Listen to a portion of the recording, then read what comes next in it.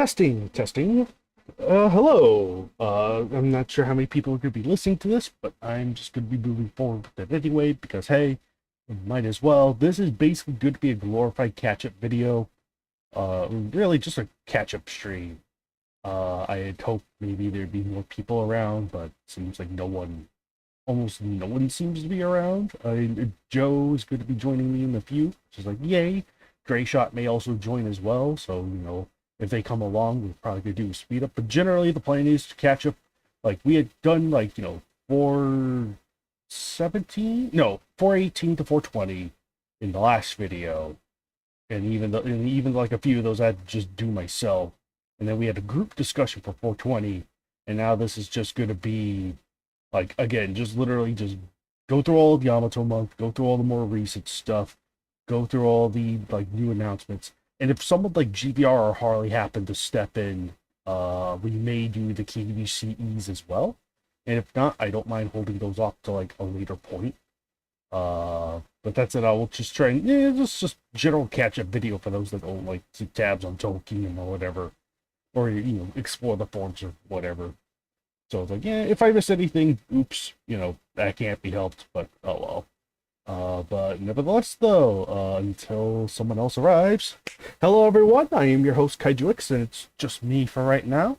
But for now, I am just gonna get started right away because I don't feel like waiting anymore. Anyway, so the first match in our lineup is going to be match 421, King Caesar versus Kumosogami, round 2. Oh boy, it's been a while since we had one of these, actually. Written by Tyler Treeshock and banner also from Tyler Treeshock. And And I actually have to say, I really enjoyed this one. This is like first I want to preface that this is the first match of our third, holy crap, of our third event month that we've held in a year, which is the most that we've done in the span of a year. And I don't think I'm going to be doing that ever again. Because dear gosh, it's oh, hello, average man. Hello. Yeah, no, glad that at least someone could join here. But yeah, yeah, King Caesar. Yeah, no, this is just the start of a new event month for the KWC. It was just sort of like, oh, what if we had Yamato themed characters? And you'll see they'll manifest in very literal ways in a bit. Uh, and while I did initially think of the like it was initially going to be more like just Yamato Takeru focused, we had decided like we had a couple of WIP matches and a very fun sort of subversion as I like surprises. So it's like the last match is obviously a big surprise, big like, kind of like random out of nowhere addition. We'll try and get to that later, but the yeah, no, I just kind of like the like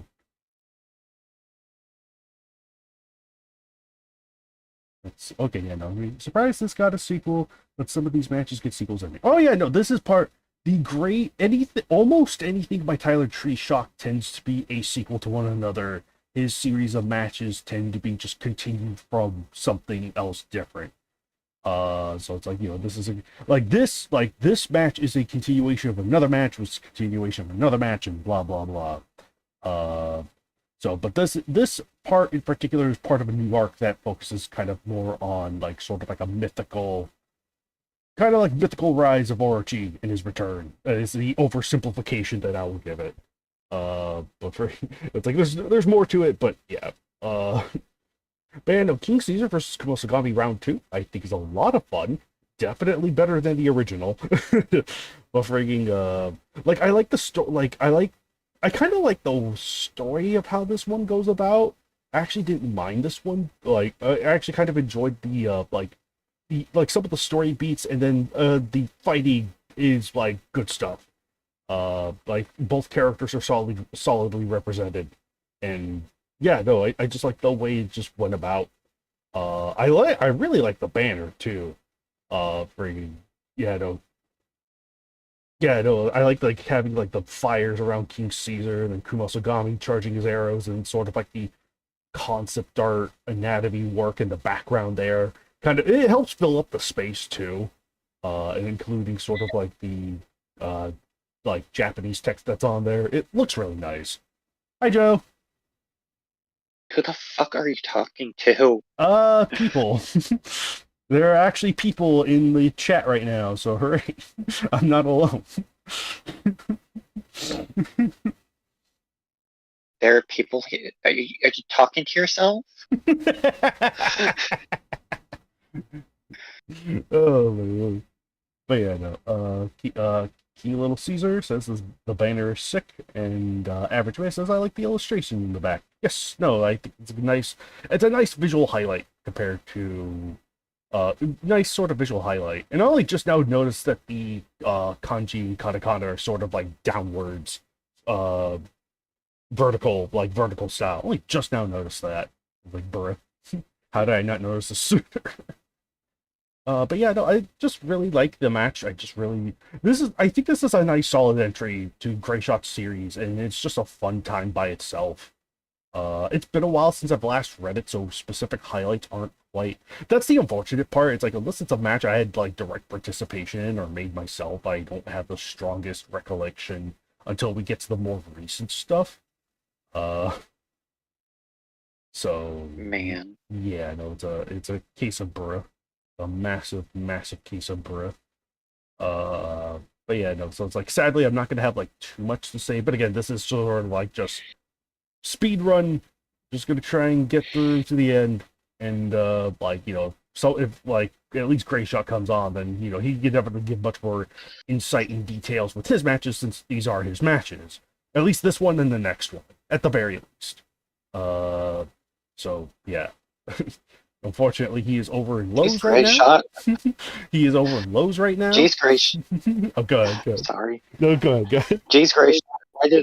Why did Mom give you 2 matches in a row? It just worked out. It was almost like he wrote 2 matches featuring characters that were themed to the month or something. I don't know. Holy shit. And oh my gosh, it's like the other match has it's like the other match actually has a combatant that we've been waiting to debut for a while. So it's like hooray. But yeah. Passion Muba? And Gotengo. Kaiju Muba's already had a match. Yeah, I was about to say. I forgot Cash and Muba had a match. Damn. It's been so long. We've been without a Cash and Muba match for so long. We don't even remember that it had a match. That's gonna be the Griffin when he gets his next match. It's like, oh, it's the debut of the Griffin. It's the grand debut of the Griffin. I've been here. Oh my lord. Oh, that's funny. That is funny. But yeah, no, like I said, I really enjoyed the match. I enjoyed these, like, this story, the pace of it, I think is solid. So, and yeah, no, we do get to see where it continues in the next match, but for dabbing in the chat anyway. But yeah, no, I don't like have too much too much extra thoughts on it. I just really enjoyed it. Monster action solid, and like I said, the story's good. So it's like, you enjoy sort of like the unraveling story that's going on with Tsukiyomi and whatnot. And it's like, okay, cool. So I'm gonna have to ask Joe. I'm probably gonna have to ask maybe up to 1, 2, 3, 4, 5, 6, 7, 8, at least 9 times. Oh no. Did you read this? Oh dear Neptune, help me.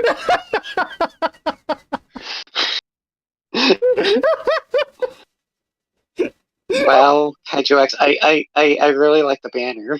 Hey! You know what? I'll take The banner looks really cool. Yeah, I know. It's a cool banner. I'll take I like the continued use of the chapter system. Heck yeah. Let's go. The chapter system is one of the best features we've added. Mm-hmm. Oh, heck yeah. No, that helps a lot. It definitely helps, especially when you're like, don't have the time of day, or it's like, like you need to get to a specific part that you want to get to. Yeah, no, that works. Yep. I like that one of the chapters is King Caesar versus Kumasagami Round 2. Yeah. Yeah, I know. It's a cheeky little thing. It's fitting. Mm-hmm. It's cheeky. But yeah. Yeah, no. I think it says he has Kumasagami in that one banner. Oh shit. Oh my goodness. Do you remember that? Wait, what? Do you know what I'm talking about? Could you repeat that? I said it says Chiki has Kumasagami in that one banner. Oh my god. Where you know what I'm talking about, right? I think I know what you're talking about. Where it looks like he has a huge ass. Gosh darn it. Holy crap.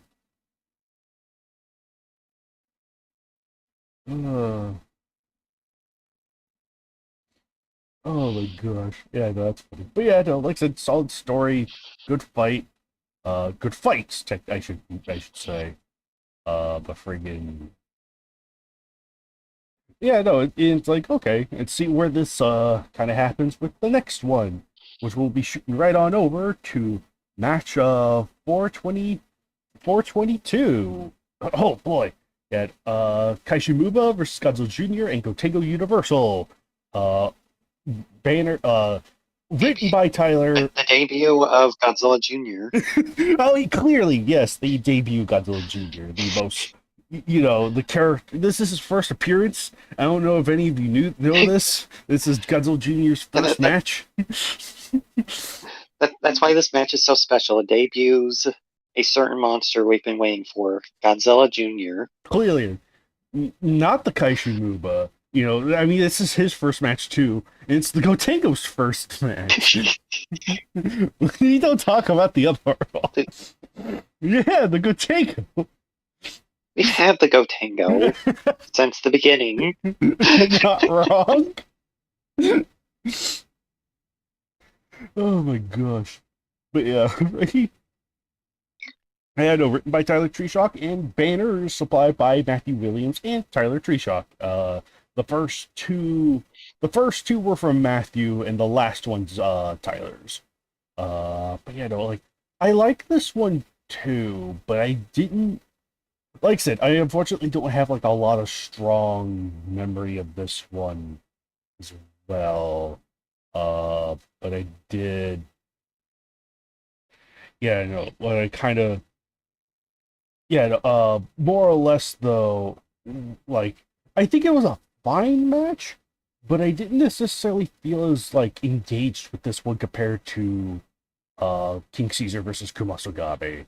I didn't necessarily think that was like uh yeah, no, I didn't necessarily feel as strongly about this one compared to the other. It's still fine.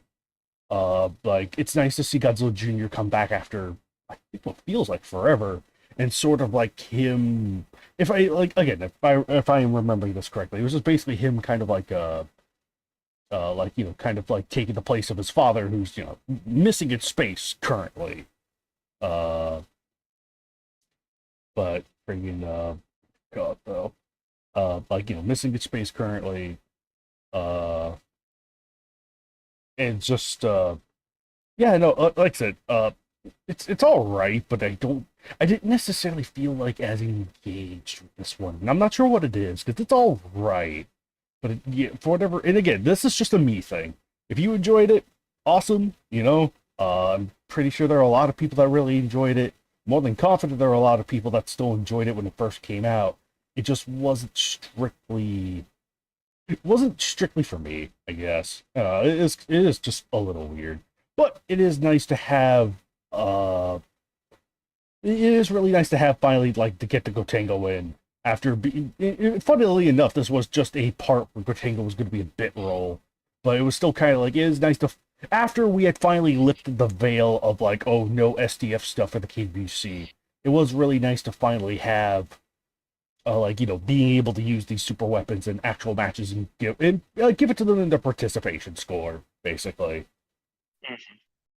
Mhm. Legendary Give Godzilla. them a participation trophy. Yeah, pretty much. But yeah, uh, yeah, no, like I said, it's an all right match. But again, I can't.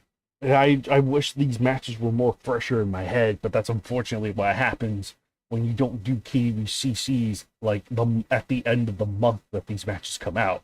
You kind of forget them. So it's like, dang. Oh yeah, no, gosh, I forgot to say Happy New Year, everyone. I just kind of went right into it. It was just like, no introduction. KWCC now. Oh my gosh. Had to KDCC so much that we forgot about the new year. Yeah. KWCC now. New Year is past. Oh my gosh. Ended with the new year. Now the KWCC is my new friend. Oh my god. Oh, that's rich. That is rich. But yeah, no, like I said, it is still a decent matchup. It's still decent, but again, it just didn't quite. I wish I could go into more reason, but I still had the feeling that I was like, this one didn't quite strike me personally compared to the previous matchup, which I thought was really solid. So like I'm not sure what the off factors are exactly, but it was just yeah. Uh, Nevertheless, though, but I will have to say, great banners from Tyler and Matthew. Uh, I really enjoy sort of the visual look. Each one of them has their own sort of like atmospheric touches that I really enjoy. And it kind of gives a certain life to each one of them. Like I like the beam lock of the last one from Tyler, but I also just kind of like each one has their own parts that I like. Because it's like you got the storm and storm and the monsters rustling on the ocean. The Gotengo kind of nice dark blue. Then you get the second banner where it's sort of like them underwater. Godzilla Jr.'s spines and mouth are glowing. It all looks great. Yeah, no, it's all really, really good stuff. And I kind of enjoy each one of them sort of equally. I think all of them have their own like strengths that just look visually appealing. So the only pain in the butt was to like try and compress this GIF image into something that would fit onto the websites. And unfortunately, WordPress has a limited sort of like upload capacity on how much stuff you could put up at once. So it's like, ooh. But yeah, no, like I said, banners are fantastic, and the matches, it's all right. I don't necessarily think it's the strongest one of the bunch, but I'm sure that'll help. I'm sure the stuff that happened to you will help carry forward with future plot lines and whatnot too. So, look forward to that. Joe, did you have anything to say?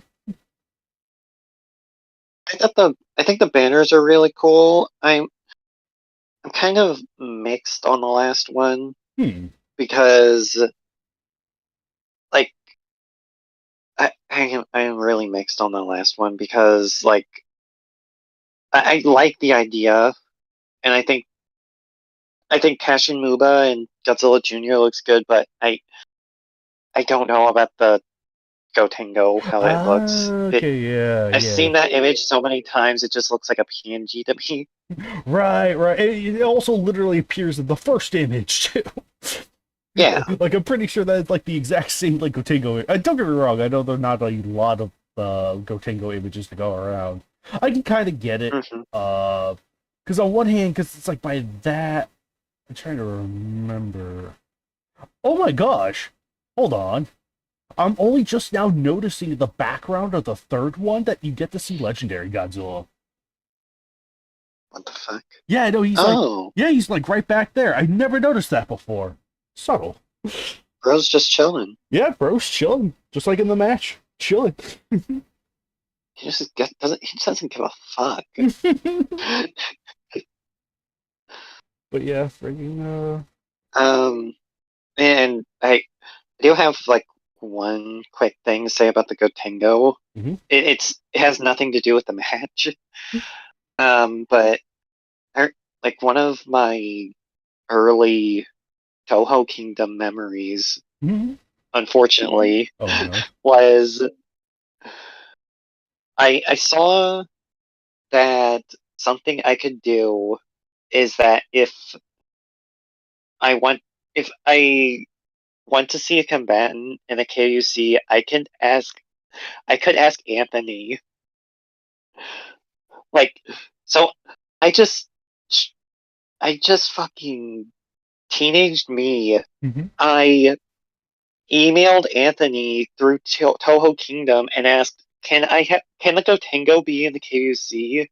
He's like, I don't fucking know. That He sounds said like, something like that. oh my gosh. Wow. Wow. Bro.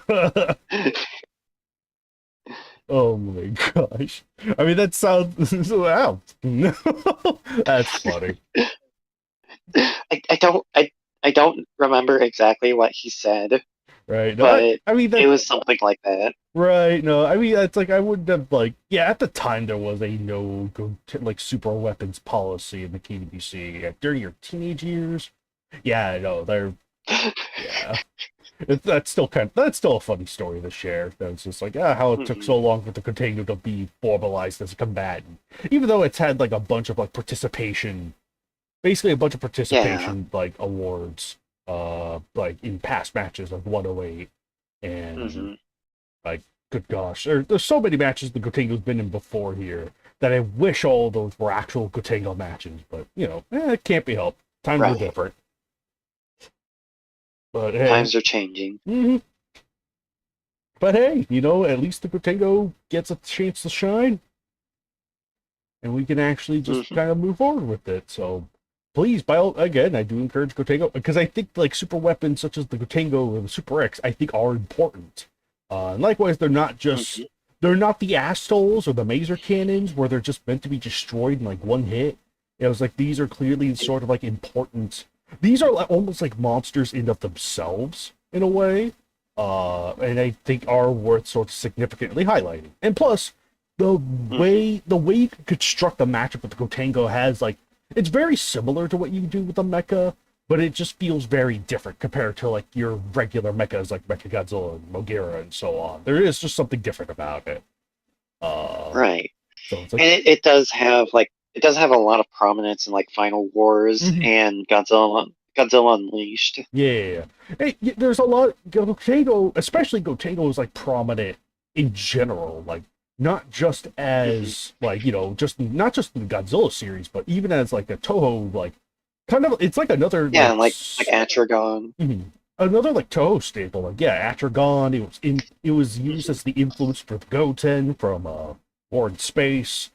So it's like yeah, no, I think it's just finally due time to actually add the Gotengo as a Yeah, it's full like fledged bed. So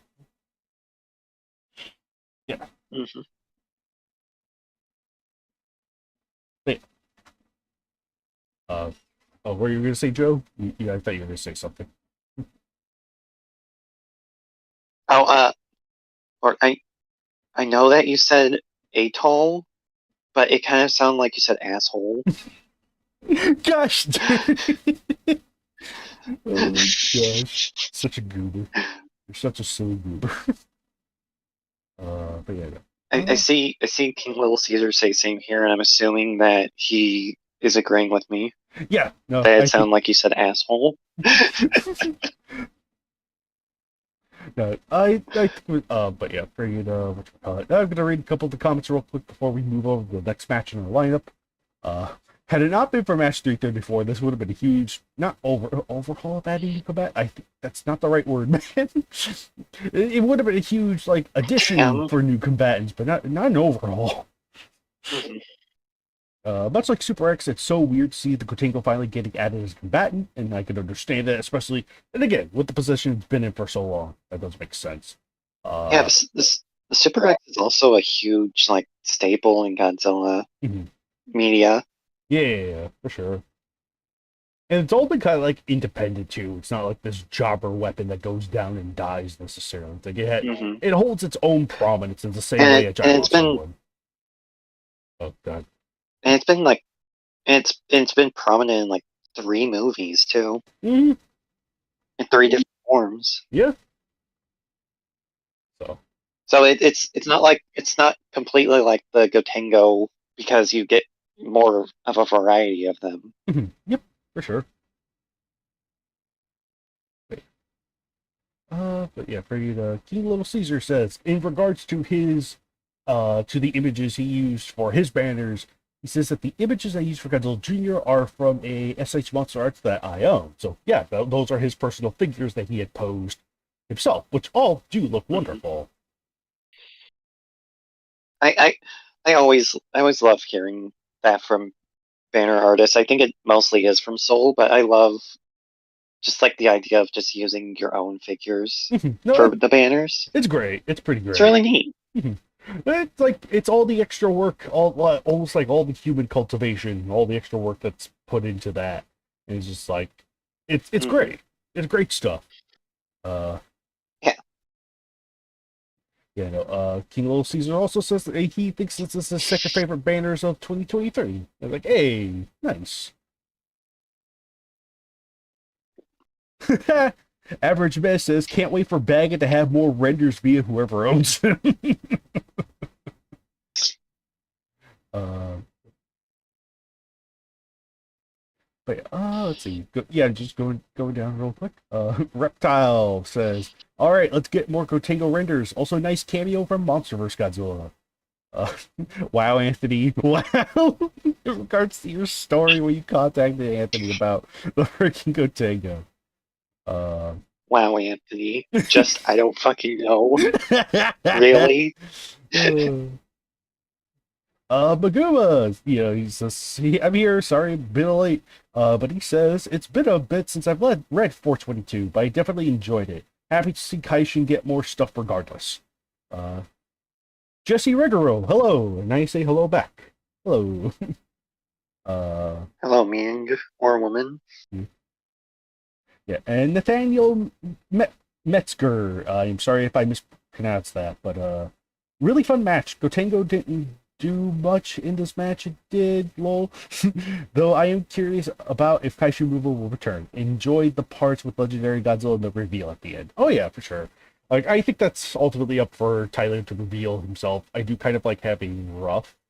Like he shared with me ideas, and he usually has like his matchups listed in sort of like a private Excel that we have. But otherwise, though, it's just sort of like, that like, I do have a rough idea of where it goes. I can't remember it off the top of my head since I don't look at it too closely. But he has plans to come. You know, so it'll be fun.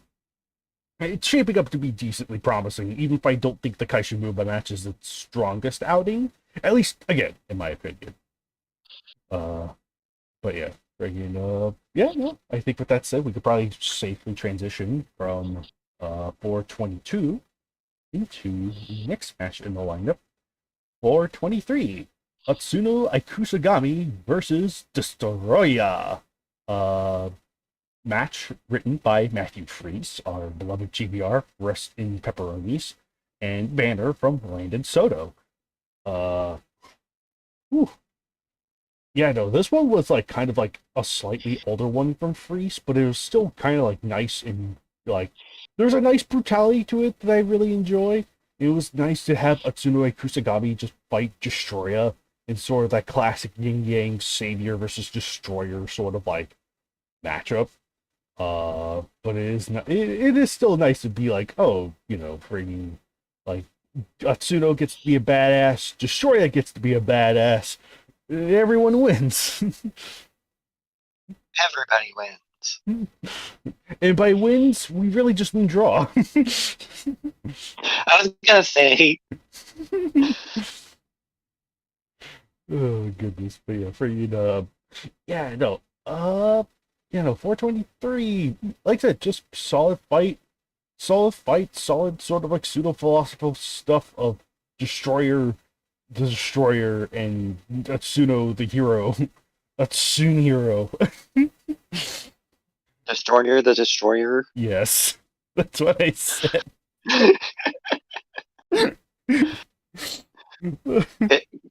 Good job. Good job. A round of applause from the chat. Let's get the clapping emojis.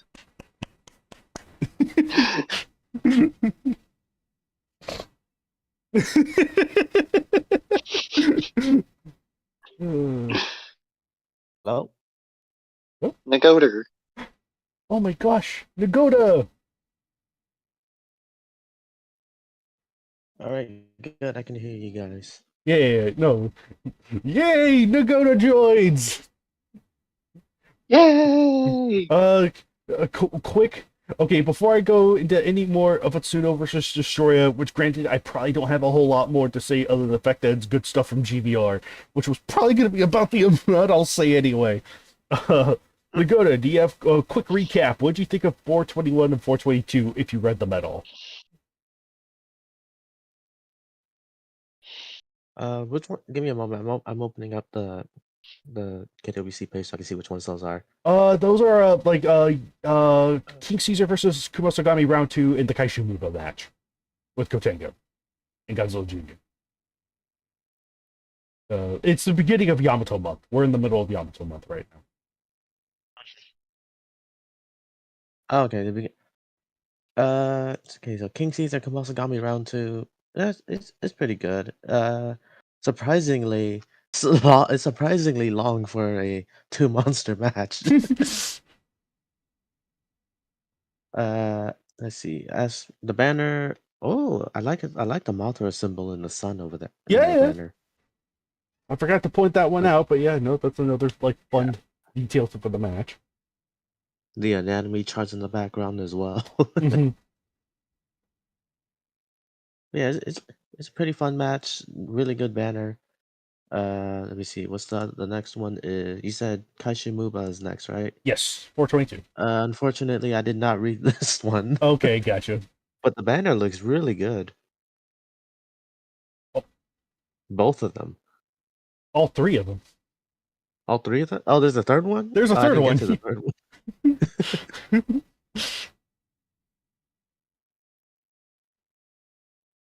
But yeah. Yay. But Oh wait, I do remember one thing about 422. oh, Something about like Junior did a spiral ray. oh yeah, it's the blue beam. Like the Yeah, I mean, yeah, I don't really see that much issue with like a spiral beam since it's just powered up normal beam. yeah. Yeah, no, to be But fair, it did, yeah, at least the discussion of that beam did reveal that his beam is made up of bubbles. right, yeah. No, Junior's beam is like more bubbly. It still retains some of that little Godzilla characteristics of just a little bit of the little Godzilla characteristics. So yeah. But yeah. Was that it, or was this just the Oh surprise? yeah, that was all I had to say for those two. Okay, then yeah, we're now on 423.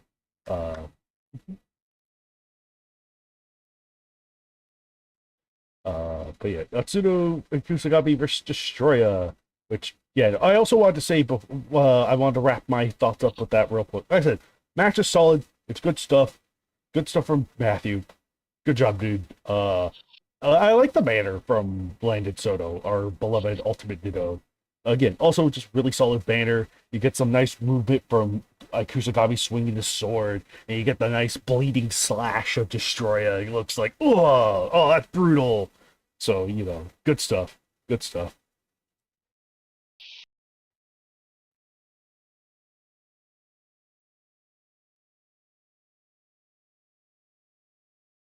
Uh, Oh yeah, yeah. That banner is really cool. mhm. And- Good job, Ditter.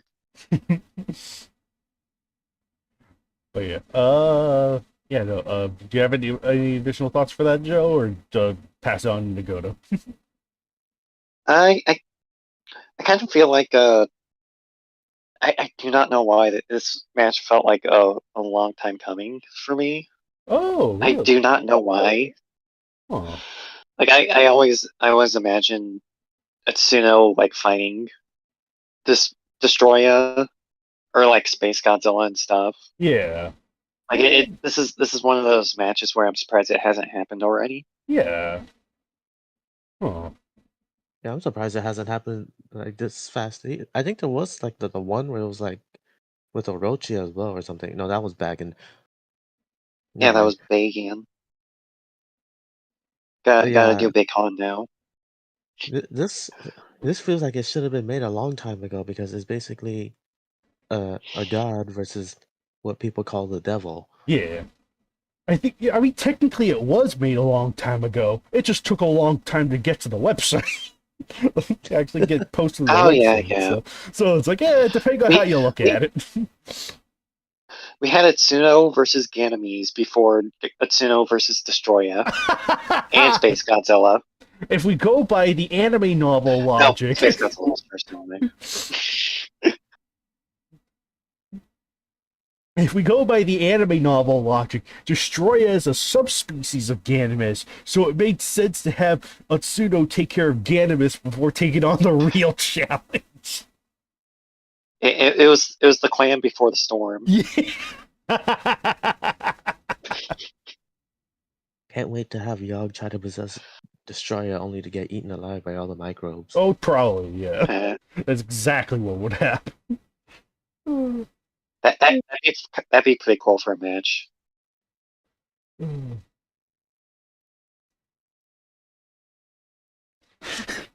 Enemies would have won if there was an extra crab.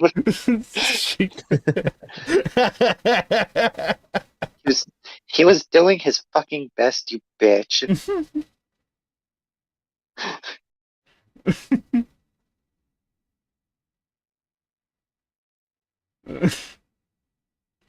Oh my gosh, being freaking. Oh my goodness. Anyway. Okay, hypothesize that Enemy Destroyer was only. Oh, okay, so it's a hypothesis. Gotcha. Hi, Josh. Strip Matter. Hello. Uh, but yeah. Anyway, Nagoto, Oh what yeah, you? we do these things live. I forgot about that. Yeah, no. Get just holding back. He he was he was only using 1% of his power. he had to Let he let Itsuno win. he had to keep the expectations of reality sensible, unlike other authors. Anyway, anyway, Nagoto, what'd you think of 423? Uh, it, it's an okay match. I do like the multiple flying form destroyers though. That was interesting to finally see in a match. Mhm. Because usually people only do like a bunch of aggregates or like one final form or like one aggregate. They don't really use flying form that much. As for the banner, I do like the slash across the chest, like the green bud flying everywhere. That's a really nice touch to the banner. Also, they're fighting in water in the banner. Good luck to the Usuno. Yeah. Oh my goodness. Oh my goodness. But yeah, gonna read a couple of the comments here. Blah, blah, blah. Yeah, Reptile says, "Hell yeah, Destroyer." Oh, and Atsuno is there too, I guess. Uh, and then Maguma says, "This one's pretty good. I think having a draw for an ending was actually the best way to end things, and both monsters were treated well in combat." Then there was all jokes, clapping for for all the celebratory clapping. And then everyone saying hello to Nagoda. But Nathaniel says, definitely an older Utsuno match, but a solid match all the same. Really enjoyed the duel between Utsuno's sword and Destroyer's horn katana, and the reveal of the Yamato Guardians as dead bodies. Also says live stream chat limits suck, which I kind of agree with that. Do I barely use live stream? At least when I'm participating in them. I don't know. Hello, James. James Webster, Earth Paragon. Actually woke up early enough to see one of these live. Hooray! Average May says Atsuno versus Destroya's modern day relative. I think that was just a long reference to cannabis. Yeah, Ganymedes. Okay, yeah, no, there's that. Yeah, Gannabis just holding back, so more or less. Oh gosh. But yeah, no, I think we could safely migrate over from matchup uh 423 to 423 to 424. yeah to 424. Ooh boy, ooh, friggin' Orangey versus Team Guardians, which is crap ton of monsters. Oh hey, look, Dakota. Anyway, this one in particular was written This by. was a really Dakota old jump banner. scare. Oh yeah, no. This was written by Michael Zamar and Matthew Fries. Michael Zamar, who is also known as Gigantus on the forums, and on here it's Maguma. Congratulations, buddy! You got a KWC in. Yay! Okay, yeah. No, I'll get back to you in a second when it comes to any sort of like addition trivia, and whatnot, or like thought process on like the creation of the match and whatnot. Like it had been a good minute since I read this one too. I think the only actual KBC match I haven't read beginning to end is the last one for the year, because too long. GDR kind of had to handle that one. Oh my gosh, but freaking yeah, no, this is a really fun actiony match where there's a lot of fighting going on. It's all sorts of chaotic and kind of gets straight to the point. Which, if you're a big fan of those kind of matches, where it's just like just the fighting, and a little bit of like character, a little bit of characterish stuff, so that way it's like I get invested in the situation. That's all good. Like that's all fine and good. I think my only real problem with it, I feel like the pacing's a little too quick. I almost feel like you kind of change perspectives almost on a dime, really. And I feel like that's kind of the match's biggest weakness. You don't really get to settle into the perspective that you sit on for a bit. It's just literally shifting around one after the other, and I think that is a bit of a detriment when it comes to like really getting into it. Because it's sort of like, oh, you get it from here, and then bam, now it's someone else. But it's like, it's yeah, no, I just think it could have like used more build up, if you will. Not necessarily build up to like the actual event, but I mean like more of those like cutaways. It feels like, to me, I think a big problem, it almost, this is gonna sound weird, it feels too cinematic. Because like in movies, you could kind of get away with different like points of views, different in sort of like different locations, and that only need like 5 seconds to show. You can kind of get away with that to a point. But it's like in sort of like written prose format, though. I think there should be more. At least for me, there should be more weight when you cut away to something else, or you cut to another character's perspective. I think there's just something about that holds more weight when you do it like that, as opposed to sort of like jumping around. Not to say that there aren't points where jumping around is the better option of the two. I just don't feel like it particularly works here. But that said, though, like the actual match, though, like I said, really fun, really good time.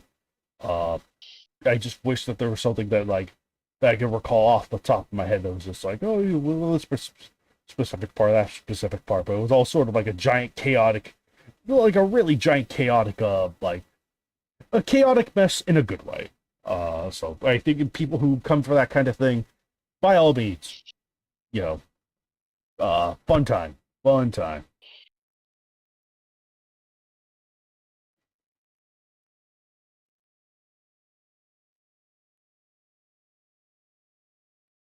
But yeah, no. Joe, what'd you think of the banner? I think the banner is really cool. I heard Nagoda saying it was an old banner, and you can kind of tell that A with little bit, yeah.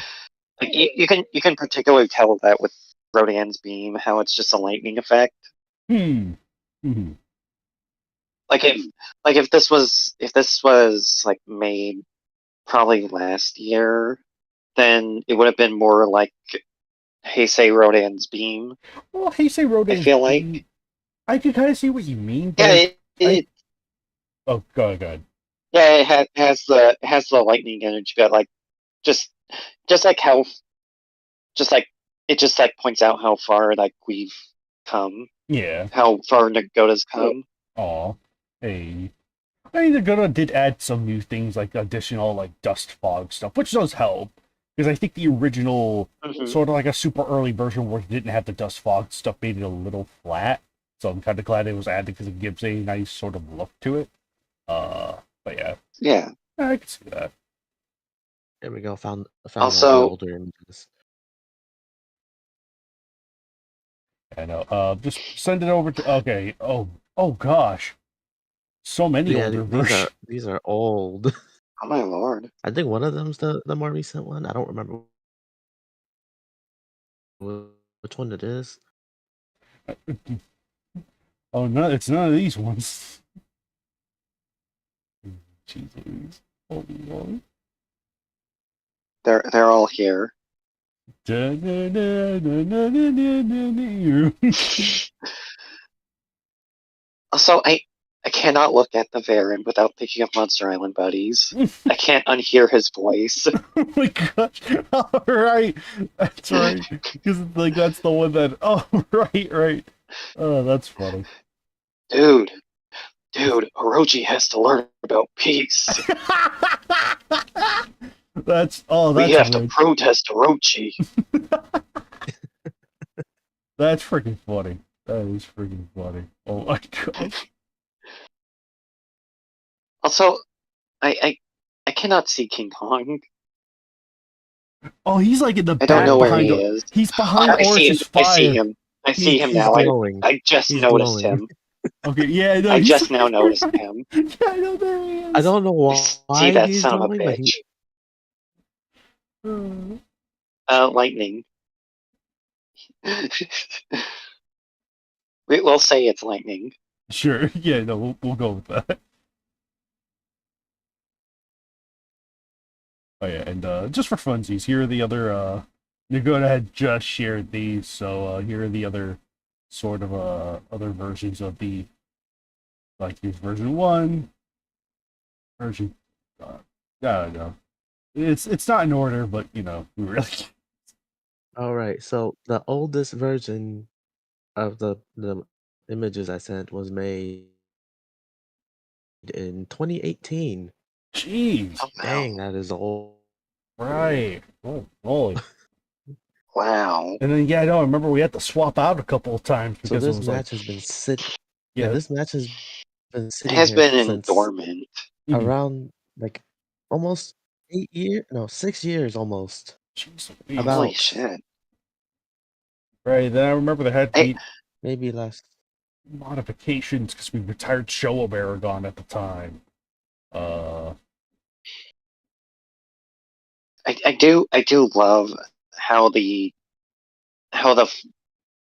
fire effect looks on that first one, I could see that. on the first banner. Very first version. Yeah. It looks how it's just like shooting at Gamora. It looks really dynamic. I love it. Yeah. No, I could see that. I could see that. Like, yeah, no. Even if everything else, even if everything else in the banner isn't the strongest, yeah, no. Orgy actually firing his fire breath at Gamora is actually kind of sick. Yeah, So. yeah. I love how that looks. Mhm. I can't believe I've only. I'm also with Joe. I can't I'm believe I've looking at only. the dates I made these. Hmm? That one was more recent, but I don't remember making that when I made that one. Oh my gosh. I think the one without without like all the smoke effects and like where Gamora's getting hit by the fireball. Yeah. That one was made more like in 2020. So I think that one Oh was the one wow. I made for the updated banner with the GMK Paragon there. Yeah, yeah. But I I was don't gonna. remember when or I don't remember when I made this. Hmm. Because That's if I had this one that file still, I would have sent you an updated version of that one. right. Right. Oh, that's interesting. I do kind of like the composite of sort of like the regular versions because it fills up the screen more compared to that other one. But I do kind of like the Orochi firing at Gamora look. Yeah. Ugh. But yeah, pretty yeah, no, that was a nice little show and tell from Nagoda right there with those older versions of the banners. And I guess did you have anything else to add on, Joe? Or I guess we could just like oh wait, no. It was on Nagoda, wasn't it? I can't Yeah. remember. I think we were just getting to Nagoda. Yeah. It's my turn. Yeah. Yeah. It's your turn now, Nagoda. All right, so I do like how this match is basically all the false gods versus a real god. So that's like a fun topic to go through. Like all the different monsters who are worshipped as gods versus the actual thing. Versus the actual deity who's just Uh, wrathful and yeah, evil. Yeah. I don't. I got like halfway through the match and then like s- stuff happens and I just never finished it. Sorry about that. Yeah, you're But right. it was pretty good from what I read. And then as for the banner itself, just basic smoke effects, like random stock fire images. The ground, like how I made it look like that, like heated up and lava thing. I just took a picture of a, like charcoals and a barbecue grill. I showed Kaiju Hmm. X like images I had of that. They work really good for stuff like that, like the ground right here. Yeah. Mhm. Oh, yeah, that's Like if you right. need magma or like torched earth. Just barbecue. Just do a barbecue, people. Don't barbecue people. What else was there? I'm trying to remember what else I had in the image. Uh, King Kong is in the back glowing. That was one of the few. I think I ripped that out of the movie to try to make it look like he's holding Orochi. Oh. What else was there? Baragon got changed multiple times in Yep. this image. Yep. It's like it was Showa, I think, Yes. It and was. then Showa got retired, so I had to put in GMK, and then I think Showa came back again, so Right. I think I maybe threw him back in, Yeah. But but then then by I that replaced point, him again with a different image of GMK. yeah, because at that point he had already been. I think any of the finer details that had been changed were changed to adopt to Millennium, I believe. Granted, I don't think it's going to be too much since the two are similar anyway, but still. Yeah, because like the GMK Baragon I used in the previous images is different than the one that's in the final one. Yeah. Yeah, because in the previous images, he's facing Orochi. In the final one, he's just staring at the camera. He's aware of how much danger he's in. I'm in danger.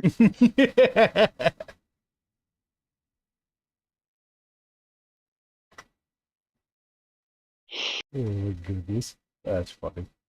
Yeah, no. Thank you for the insight on the banner stuff. I'll read over like everyone else's comments and just read everything Maguma wrote in that Nakazamara wrote in here. So, so let's see. Uh, Simple Savior says, "Hi guys. Also, this match was really fun. Loved seeing Orochi treated as a world destroyer instead of a means of propping some other big bad villains. Yeah, no, it is nice to give the Orochi that part of like just this big destroyer that is just like the big. He is the menace of the match, and that's always kind of a fun.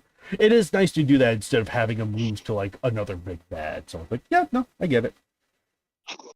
Nathaniel Metzger says, "Really enjoyed big matches like this. Orochi was an absolute beast, and every death felt like it had an impact. And that with every kaiju that dies, the chances of losing grows that much higher. The emotions of each combatant was well written." Which, yeah, no, I can understand that. Uh, yeah, no, and then this. Oh my gosh! Oh, that's kind of. I didn't think of it that way. Average Mess says the stare at the camera could be a Monster of Monsters reference if you think about it. Well, there you go. Accidental reference. A very clearly a very purposeful reference on Nagoto's part. Clearly. Good job, Dakota. Good job. But yeah, no. Yeah, Maguma says it's my time to shine. Okay, I'm just gonna leave some stuff. While we ramble. First off, I just want to say getting on the main site is a massive honor. Which hell yeah. I know, like I kind of know from behind. Congratulations, man. Yeah, I know from behind the scenes, like there were very like matches of yours that had gotten rejected like time and time again, but you always came back each time improving, and that makes me really happy. That like you genuinely improved with your matches over the course that you like taken everything our verifiers have taken to take into account and whatnot. I was like, no, that's great. And being able to improve on that, I kind of like, yeah, no, this got it in because I think GVR was a big player with this particular one, I'd imagine. But I think I kind of look forward to solo stuff from you because I think you probably like once they finally get through to me, I look forward to reading those ones, man. So, friggin', but the second, like, yeah, first off, Master of Honor. Second off, I left a bunch of other trivia absent on the trivia thread on the forum, so here's some for everyone else. Which, yeah, no, we do have a trivia thread on the Toho Kingdom forums. So just, Toho Kingdom forums, and then just go down to TBC, and then just find the trivia thread from there. But, nevertheless, though, Mugaba says, first off, Biolante was supposed to be with everyone else in the ending on Monster Island. I kind of forgot to tell GVR when he was writing. Oops, rip. Second, I had wrote a line or two about what Shin Godzilla was doing in this universe. I'm either a dumbass who can't find out a line I wrote, or I straight up forgot to add it in. It happens. Third, yes, Kong's epilogue was setting up Showa Kong versus Legendary Kong match that never happened. I didn't want to rush it because this match wasn't uploaded, and I have a better idea for Monster vs. Kong now. And fourth, all these years later, and this is still the only match I have written with Leo. This started in 2018, by the way. I keep meaning to get back to him, but all his powers make writing him overwhelming for me. Which, yeah, no, I kind of get. Like, you want to utilize. I think the important part to keep in mind is this when it comes to writing. You only use the powers that you think that you need to use. Granted, you don't want to explain. Don't do what I did with 153, where it's like, oh, I can't use these powers because contrivances. But like, I don't mind like adding extra weight to like his powers and whatnot. But still, don't necessarily contrivingly write out like, oh, don't do this because of this or whatever. But it's still kind of like you only need to use the powers of Leo that you need to use. Even though I know people often love like trying to use every single facet that a monster has because it feels like actually utilizing them when being able to use all their crazy abilities. That does make perfect sense to me. But for you, it was like at the same time, you just got to use what you only need out of the character. And sometimes that could just be as simple as Godzilla. Hey, say Godzilla is atomic breath. You know, you don't need to be super complex with it. You can just kind of keep it very simple and straightforward. And that's all you need. Or just like show a Godzilla even. Like, yeah, he has flight, he has magnetism, he has this kangaroo kick. You don't really need those necessarily. All you just need is Godzilla's atomic breath and you're kind of good to go. So yeah, I think that's just the important part to just keep in mind. So, yeah, I know you want to make the most out of it, but at the same time, there are just instances where it's like, yeah, maybe it's better to keep it on the simpler side. So, but yeah, no. And then Maguma says, but yeah, really proud of this match. Shout out to GBR who ain't here at the moment, and Gogoda for the banger banner. Oh yeah, there was multiple banners. Top one was, oh yeah, no, that's when I had the banners on screen. But yeah, no, top left one was the one that was requested, and then yeah. But yeah, no, yeah, no, that was a bit of a doozy of a match. But speaking of which, there was actually another. I completely forgot to put the banner of this one into my OBS. So instead of transitioning organically like everything else, I'm just gonna do it live. Boop. Okay, we'll do it live. We'll do it live. Oh goodness. Yeah, no, next match in the lineup is actually an audio drama. Along with the name of KBC Multimedia number 10, Dimension versus Baragon Universal, Varan Universal, Angears 2001, Mothra 2001, and King Ghidorah Millennium versus Gauss Heisei. We'll just be calling this one the Fury of Dimension. Which yeah, no, freaking, oh my gosh. Okay, as I was the one that had like created this one and obviously made the banner for this one, I think I'll probably just be mostly speaking last. Friggin'. Yeah, no, but yeah, no, I'll kind of go last. So, Joe, what'd you think of it? Well, Kaiju X, I don't remember a lot. Oh, damn. I did listen to it. Yay! I remember, or there's this, I remember in the beginning of the match where you just hear a woman screaming. That kind of sent chills. Hey, hell yeah! It gave me chills, and like I remember I put it off in another tab and just kept listening to it. And when I checked to see how much was left, I did not realize that the monsters in the banner would glow when they needed to. Yeah. I thought that was really neat. Mm-hmm. and I have to listen to it again. Aw. But I thought it was really cool, Oh, thank you. Thank you. and the banner is awesome. Hey. Yeah, Woo. you did really great. I'm excited for more audio dramas. Oh, thank you, Joe. Oh. What? Lord, I should not be asking this, but oh, at least not right now. Maybe like not until you're talking, but I'll ask anyway.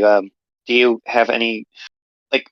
Because I do not remember if you said anything on the Discord, but do you have any upcoming one?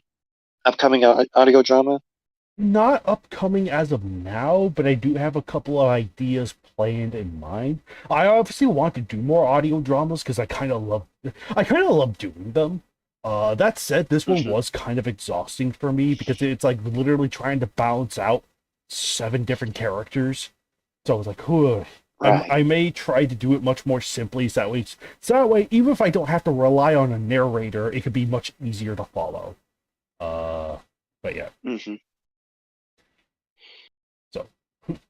Yeah, Ooh. and there were a lot. There are a lot of sound effects in this one. Mhm.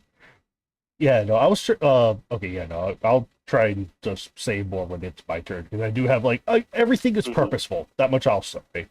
Uh, Right. so. Yeah, you did really great on this, Kaiju X. Good Oh, job. thank you. Ugh. Yeah, Nagoda, what'd you think of it?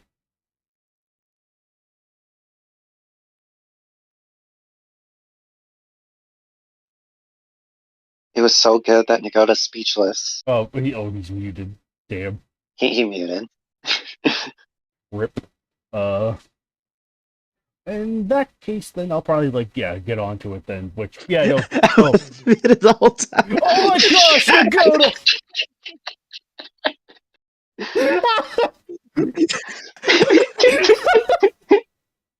Oh, you get, dang it. I was saying, oh, I can't believe you didn't add any voices. Terrible writing, 0 out of 100. But I was muted, so you didn't hear any of that.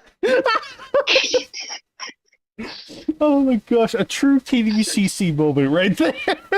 But we'll also say that it was so good that you were speechless. Okay.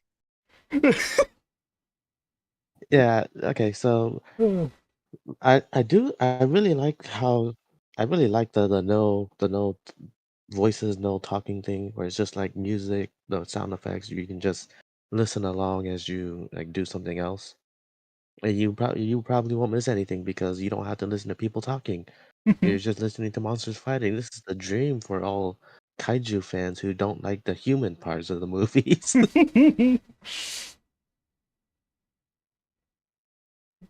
Nah, man, kaiju fans are worse. And A I lot of do I was gonna say a lot of kaiju fans are worse than that because they want to see it. They don't want to hear it. But go ahead, go ahead. as for the image itself, I really do like how like all the aliens are like surrounding the bottom part. Daimajin's front and center, not front and center, in the center, in the back, being all menacing, and the gals take out the top part because they're part of the evil group. Hmm. Oh, that's a fun way to look at it. Hmm. Yeah, plus you got the flyers like on the sides, the land dwellers in the middle, in the bottom, and in the middle is Ghidorah, who's both. Yeah. Just ignore that Varan can also be both. Well, yeah, no, but he's typically sort of sky oriented, so it's like, yeah, you can live with it. We're ignoring that he can be both because he's in the closet.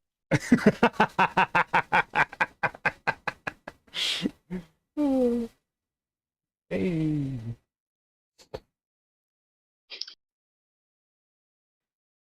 All right. I will be muted for a bit. I have to go pick up my little brother from the gym. I'll All right, probably talk in the car.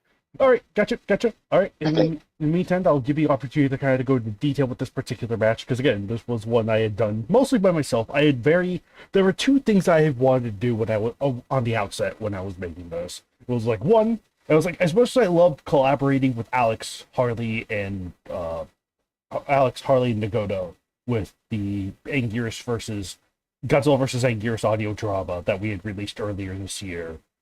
I kind of wanted to do something myself. I had wanted to just be like, I really wanted to do this like completely by myself and sort of let all the leverage sort of like leave everything to me. I wanted to have kind of like complete control over this one and just kind of like, and plus it was also for a upcoming month when I had committed to being like, oh, I'll add the Guardian monsters and Dimension in the process because there weren't any matches for them in our lineup.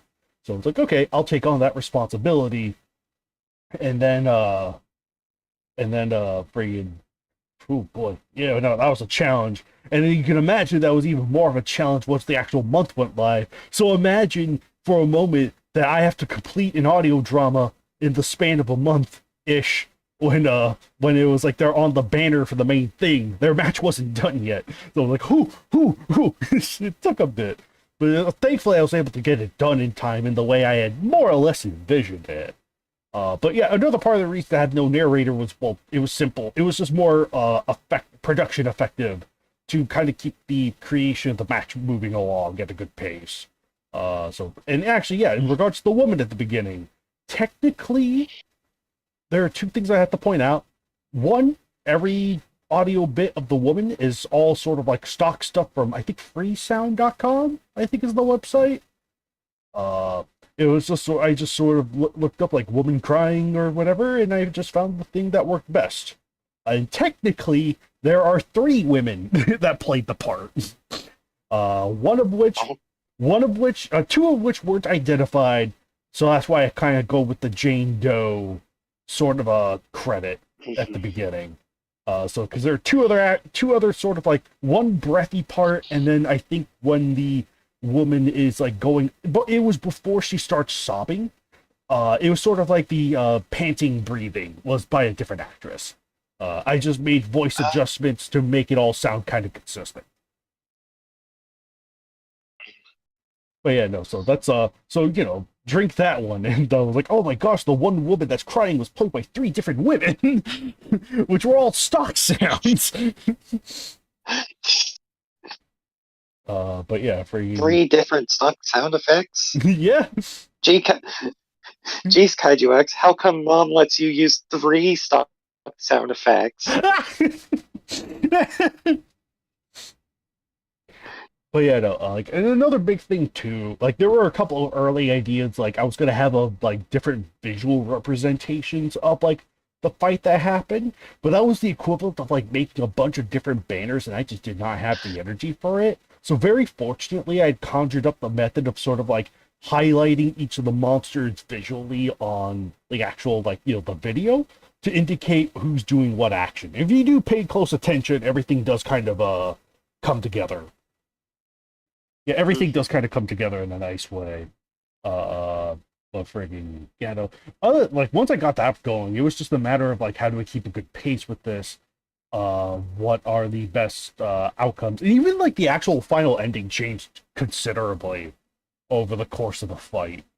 But friggin' yeah, no. Otherwise though, this was because originally this particular Fury of Daimajin was actually going to be a sequel to my Iris versus Budo Prime match, where it was going to be set in the universe where Iris deploys the Gauss. They start like invading Japan, and it's because of these Gauss that the Guardian monsters and Daimajin are awakened. But the heart of the match was always going to be Daimajin versus the Guardians. The Gauss just made for a really good reason for both of them to converge at the same spot. So it's like even if they take another L, they definitely serve their purpose in getting the Guardians and Dimension together to fight. So it's like okay, that kind of worked out. Yeah. Yeah, I know, but it's like when creating the video, yeah, I know. Like I said, having no dialogue was very purposeful on my end. Again, production efficiency was sort of a big reason for it, but I also just wanted to try to experiment with much more cinematic sound. Like the dynamics of cinematic sound, just do that to the best of my ability that I could try. Obviously, I knew I was going to attach some kind of visual component to it, so I always made sure that I was like, oh, if Angus is using the ice breath, the blue hue would centralize at the face. If he was using his spines, they would centralize from the back, that kind of thing. So I always tried to make sure there was some kind of like visual indicator of the actual video. So if you do want to have an idea, even though you can absolutely just listen to it without watching it, which is completely fine, if maybe a tiny bit confusing for those who don't have the intuition for it. Uh, yeah, I do have like a visual reference of like what characters are doing at any given time. So it's like you could actually watch the video and be like, okay, I can kind of roughly get an idea of what's going on. Is it the most perfect way to present it? Maybe not, but within the circumstances I was in creating it, and just all around when it comes to present the idea of like who's doing what action, it makes sense. But yeah, I know it's like once I kind of got in, another challenge was Diamond himself, because again, this is a character that nominally does not have roars at all. The closest we get is actually in the new Great Yokai War Guardians movie, where he just sort of had this like this really low rumble sound. But the the flip side to that though is he only ever uses it like once. And you know that kind of thing is meant to be saved for very specific occasions. And that's where I kind of like, I could have gotten away with Daimajin not roaring at all throughout the match and would have been fine, because again, that would have matched the original Showa version. But I did want to, like, since this is the Reiwa version, I did like recreate my own sound effects for Daimajin for his last moments in the match. So that last really low rumble you hear is supposed to be from Daimajin. But it's still kind of like, I'm still like really happy, even if I know like not everyone's gonna like it, because again, it kind of requires like there's no like animation to it, so you get like, oh, what's going on here, you know. I'm still really happy with it because it has a nice sort of dynamic sound to it that I really enjoy. And it was just nice to be able to use other monsters like Ghidorah, Mothra, like Baragon, 2001 Anguirus, which thankfully, I think Baragon and Varan, if I'm not mistaken, both of those sound effects were provided by Poliostasis, which I believe we have shared his YouTube channel sometime in the past. It's been a while, but it was either me or my brother that had commissioned those sound effects. And it was like, thank the good Lord, because they were kind of killer, and it was kind of nice to use them. It sort of helped like better realize this character in a way that like feels right. So it's like, hell yeah. It's kind of giving the scrap character a voice, and that's actually kind of like refreshing. Yeah. Yeah, no, there's just something really refreshing about that. It's like being able to take a character, put your own spin on it, sort of thing. So yeah, no, that was actually like really cool. I didn't even think of that. Like those sounds were really neat to hear. Yeah. I remember thinking, oh, that's Farron and Anguirus. Okay. Yeah. So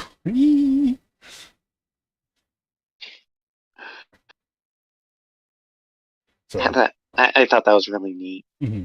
Yeah, I know. And like I said, some of my favorite moments in the match too are just like, for me personally, it's always when Diamond stomping around. Like, I think there was always a certain intimidation of like after like the like hero monsters are gather back together, and it's like, oh, we're beating the Gauss, and all of a sudden, which thank the good Lord, the second movie had like clean enough rips to where I could just use them. I was like, thank you, thank you, Revenge of Diamond. Holy moly, or Return of Diamond. That's the best thing Return of Diamond has provided. Well, and not the epic water splitting scene, anyway. I I loved so much when it just copied everything from the first movie. Oh yes, my favorite part: watching the first movie differently. Yeah. Hey, Oh, can I copy your homework? Sure, just change a few things so it doesn't so nobody thinks you copied. that's basically the movie. It's like, oh, I want to watch the first movie again, maybe just a little differently. Here you go. True Here you go, sequel, Return of Daimajin. true sequel moment right there. Oh, Mm-hmm. oh my goodness. But yeah, frankly, I, I, oh, I, am sorry, this is off topic. I still need to watch the third one. third one's pretty good. It does, like, I think it does things differently enough. Still, so I think it becomes somewhat samey, like after Diamond actually wakes up. It was like, oh, okay, here's the stuff you expect. But it's still kind of like the first like 2/3 of the movie. I think are solidly different. Nice. So Yeah, I'll have to watch it again. yeah, Again Mhm. for the first time. For the first time again. I'll have to watch it for the first time again. But yeah, no, like, yeah, following those like kind of like sequel titles of those movies, it was like I would want to call this the Fury of Dimension, just sort of pay homage to that. It was sort of like, Yeah, I really like the title. mhm, It right. really, really does work. Mhm. You know what's funny? The Japanese name, Daimajin Gekido, is almost a double reference in of itself because Gekido generally translates into like Daimajin Fury or what have you. But Oh, there is Gekido Jin, who is sort of the dark horse, sort of like almost literal rip off of Daimajin. So it's like, oh, so it's like, yeah, that was kind of by accident, but when I noticed, I was like, oh yes. And actually, another weirdly nice. like I don't know if this is like Japanese grammatically correct or not, but this was something I pulled off from, I think it was the second movie, Daimajin Gyakushu. Most of the time, like movies that share the Gyakushu sort of moniker tend to be sort of like no Gyakushu, like Gojira no Gyakushu, King Kong no Gyakushu, Hmm. Mecha Gojira no Gyakushu. But for Daimajin, it's just Daimajin Gyakushu. It doesn't have the typical no, like the kanji for that. So like it's very interesting that they went with that, and that's what I kind of did too, as sort of an sort of reference to that. Again, I don't know if it's grammatically correct or not, but I just decided to keep it that way because it was like, the posters did it, I can do it too. Uh, Right. so yeah, I know, and obviously the sort of like the text file of the Japanese name is based on the posters of the second and third movies, but the English name is actually based on the coloration of how it was in the first movie, believe it or not. So it's like all these tiny little divergent homages here and there. But yeah, no. Just sprinkle in the Daimajin love. But yeah, no. Yeah, no, had a lot of fun with it. Very, this was a blast to make, and I'm kind of like, I can totally understand the criticisms against it. That you do kind of have to listen to it again and again to maybe get a feel for it. Actually watch the video to see what sort of like visual indicators I put in to sort of like suggest what I'm going for. And who knows, maybe it's just one of those things where it's like, oh, if you come back to it again and again and again, you'll appreciate it more than the first time. Uh, but I again, I do recognize the criticisms given to it that I've received about it, and yeah, no, I totally get it. Makes perfect sense to me. But I'm still like really happy with how this turned out. Even if I'm just probably next time I do something like this where it's like a silent battle between monsters, I'm probably gonna reduce the number of monsters present in the match because holy shit, that was something. No, you gotta add It was a more. doozy. Gotta add more. Gotta Kaiju make X it extra Final Wars. appealing. Exactly. Oh no, Kaiju X Final Wars is my worst nightmare. Kaiju X idea Yeah. is Zora Final Wars. Oh no. Oh my goodness. Oh, that's rich. That's rich. But yeah. Oh, well. But yeah, no, Dakota, did you have like any other thoughts you wanted to elaborate on real quick with Fury and Diamond or Not really. okay, not Not really. really. All It's right. nice to have him in the KWC finally, though. Oh heck yeah. Mhm. It's nice to have all these monsters in the KBC now. Hell Get yeah. the GNK monsters. Getting the whole gang together. Hell yeah. Let's Got a go. whole banner of secrets. Yeah. But yeah.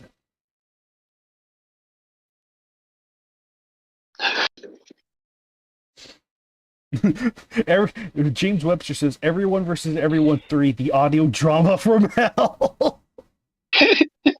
Oh my It lord. has to be everyone, literally everyone, even the ones not revealed yet. Oh my Every gosh. second will start a new roar. Maybe the same roar going twice. Oh my gosh. That oh no. You- Monster vs. It's, Godzilla uses it is 54 roar. it is up to you to distinguish Gorosaurus from Baragon. To It is also distinguish up to you to distinguish Gamera from Gamera from Gamera from and Godzilla and Godzilla and Godzilla.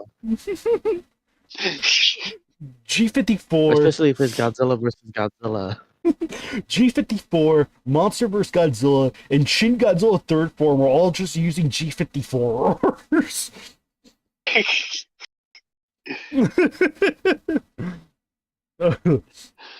But, oh And then my we get -1 Godzilla. oh no!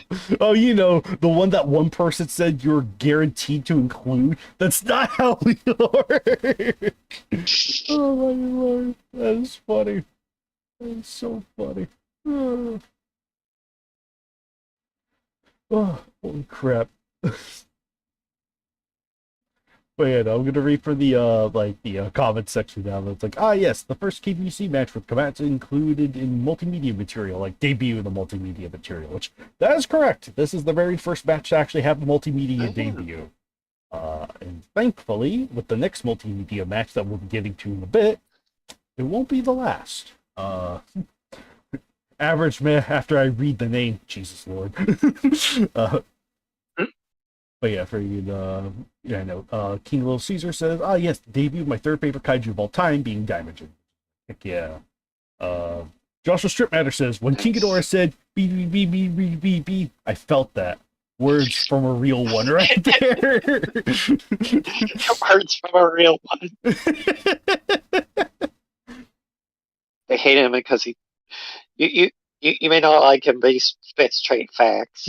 Yeah, the amount of times he said B B B B, it touched my soul. Touched you in the heart. Yeah. King Little Caesar says, imagine an audio drama match for Bulk Sedan or any monster that doesn't have a lot of sound effects. Which, yeah, no, that was the fun with 2001 and Gears to 2001 Veron. But yeah, no, it's like there are sound effects. I think we can rip for those for like Bulk Sedan, at least Bulk Sedan specifically. But it would be nice to sort of like what kind of sounds would you put for monsters like the Visitor and so on. What would you do for those? Like, oh, that's a fun idea. So, or any kind of like the ones that are like non-media, those non-media monsters, or not non-media. What am I saying? Non-movie monsters, where they're like book monsters, comic book monsters. You kind of get to have fun with how they sound because all you have is just sort of like the book or the comic to base it on. So it's like, yeah, no, you can have fun with that. Or imagine an Exor Mhm. audio drama. Right. Oh gosh, Axor. Oh my lord. Exor versus Rion, Let's go. Anyway. the audio drama. But yeah. Nathaniel Metzger said, "This was an okay match. I was able to follow along well enough.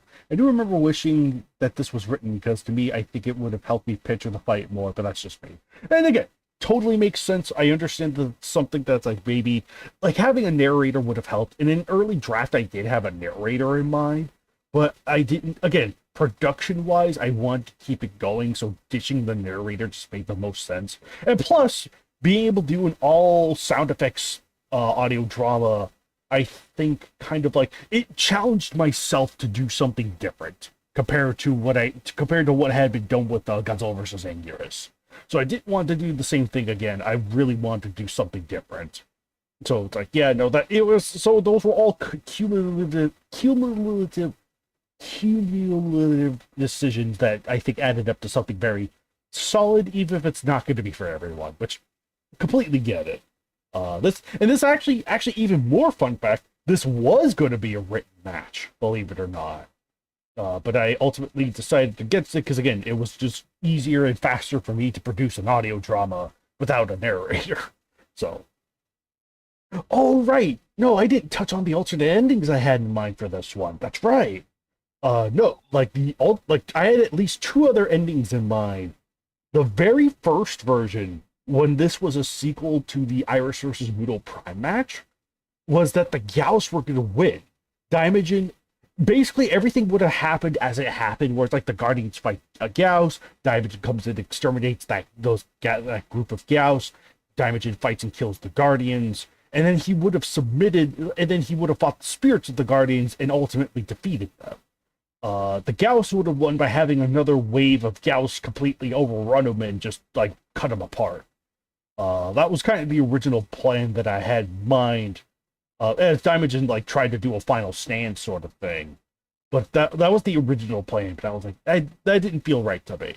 So I eventually opted for, when I was actually developing it, I did opt to say like, okay, after Daimajin defeats the Gyaos, let's not do the edgy thing of like, oh, Gyaos wins by surprise. I also think that would have left a not on purpose, but I feel like that would have been somewhat negative of the Guardian monsters. It's like, oh yeah, Mothra debuts, Ghidorah debuts, but it's like, oh, their first match is an immediate loss, bruh.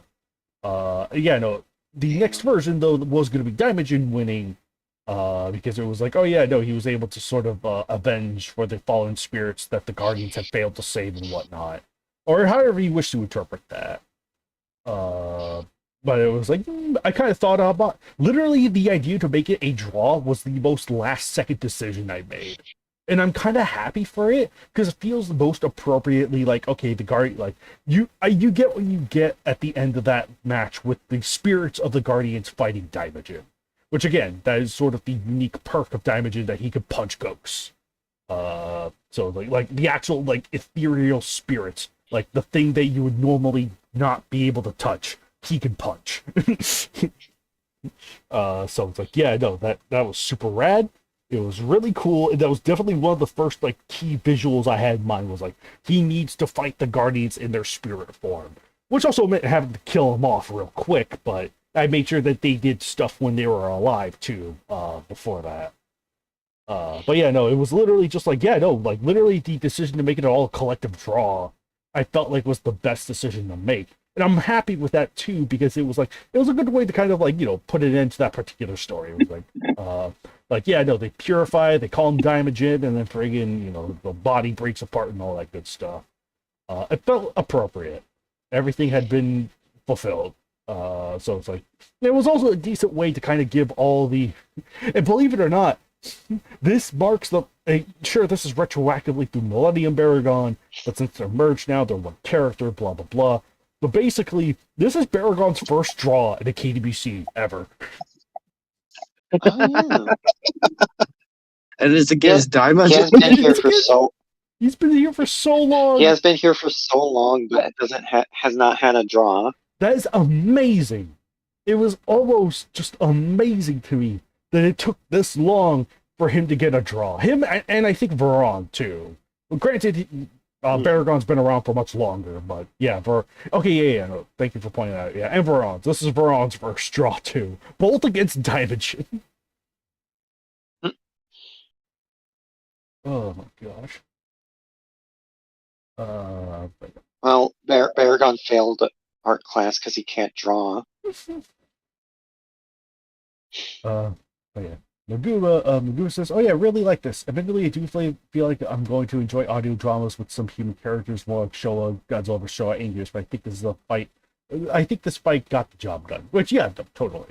Yeah, no, like I said, having a narrator helps give context to it, and it allows sort of like, even when the monsters are fighting Godzilla vs. Anguirus, it at least, you have enough of a context, because it's like, it's set in raids again, it's a 2v2, you don't really have to do too much like specific imagination with that. Whereas I feel like a lot of the Guardian monsters tend to be more specific, and Daimajin is a little more specific. So yeah. But yeah, no, continue reading. Nathaniel continues with Welcome Daimajin, the Yamato Guardians of the KDBC. Hell yeah, let's go. Oh yeah. Uh, yeah, For all the people who wanted GMK Mothra, there you go. yeah, hooray! She's here. She's here. Now we're gonna get all the complaints that GMK Godzilla isn't here. We'll never get him, and you'll see why in about like a couple matches from now. But yeah, friggin' what's it called? Ooh, yeah, King Little Caesar says, but yeah, this is easily my second favorite match of 2023. Dixon returned of Good Man. Oh, thank you. Wow, dang. That's awesome. I'm kind of glad you really enjoyed it. Again, anyone who really enjoys the Fury of Daimajin, thank you. Thank you very much. I definitely really want to try to do something different. And, whether its successes, mileage may vary with its success, but as long as people enjoy it, that's all that counts for me. So I may do more like non-audio, like non-narrating monster fights in the future, but if there's again, like I had said already, if there's anything I've learned from working on this, do not add 50 freaking monsters. Holy shit. Oh my gosh. But yeah. Rip GMK Godzilla. But yeah, anyway. Did anyone else have any additional thoughts with the multimedia 10, or we move on to concluding Yamato month with the last match?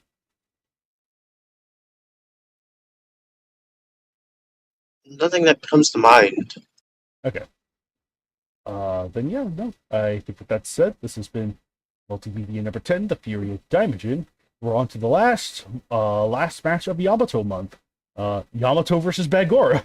Proof that Bagora fights basically all our newcomers. He is the one to determine if you get in or not. What can I say? The dude's compatible. That's the Bagora test. Yamato versus Bagora, match 425, written the both banner, and it was written by Dao Zhenghua, our beloved Nagoda right here, and banner by Dao Zhenghua, who is also Nagoda. You said that multiple times, stumbling over yourself. Yes, I did.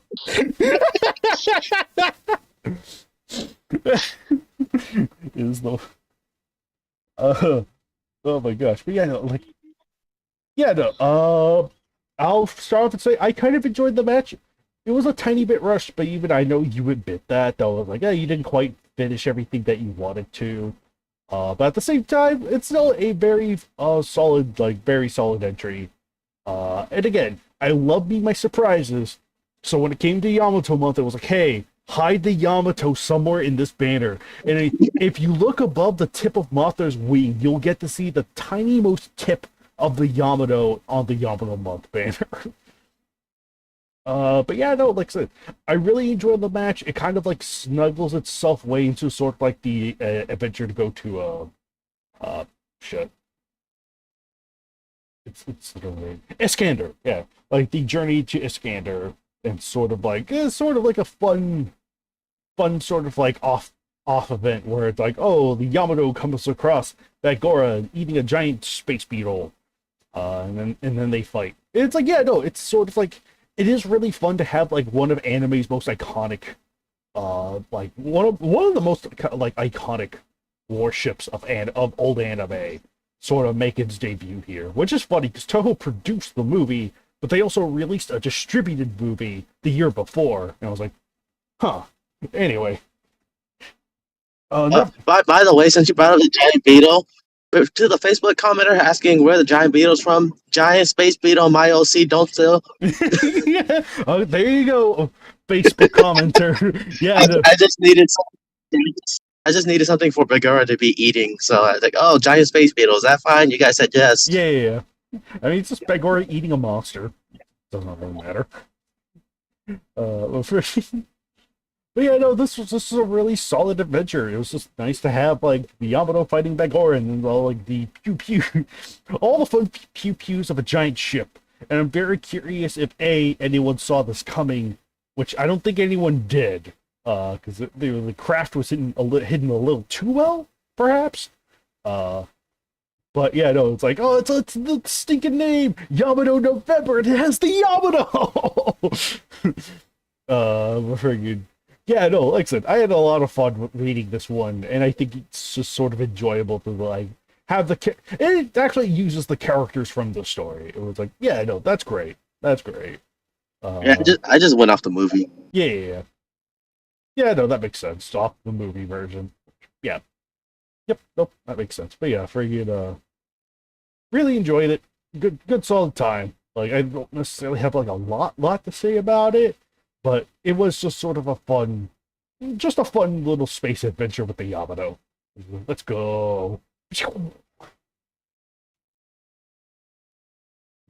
So it also gives a nice. What I also like about the Yamato, again, it also services sort of like I said, anime, like it's like a legacy character that is just like from one of retroactively, if you really want to nerd it out, you could consider this an additional gamma rep, depending on how you want to look at it. It is also the poster banner image for the SDF reps. Yes, Quite literally. Well, yeah, in the Aliens SDF miscellaneous section of Tall Kingdom, it's the Yamato. That's the Yamato right there. So it's like, yeah, no, it's all right there. And he doesn't have a bio. No, not yet. I kind of want to do one, but Oh man, Someone get on that. okay. Yes, get on dear. it, Kaiju X.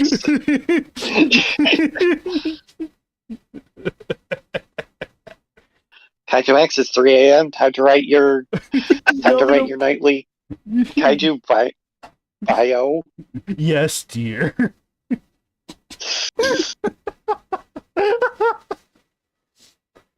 Oh, okay.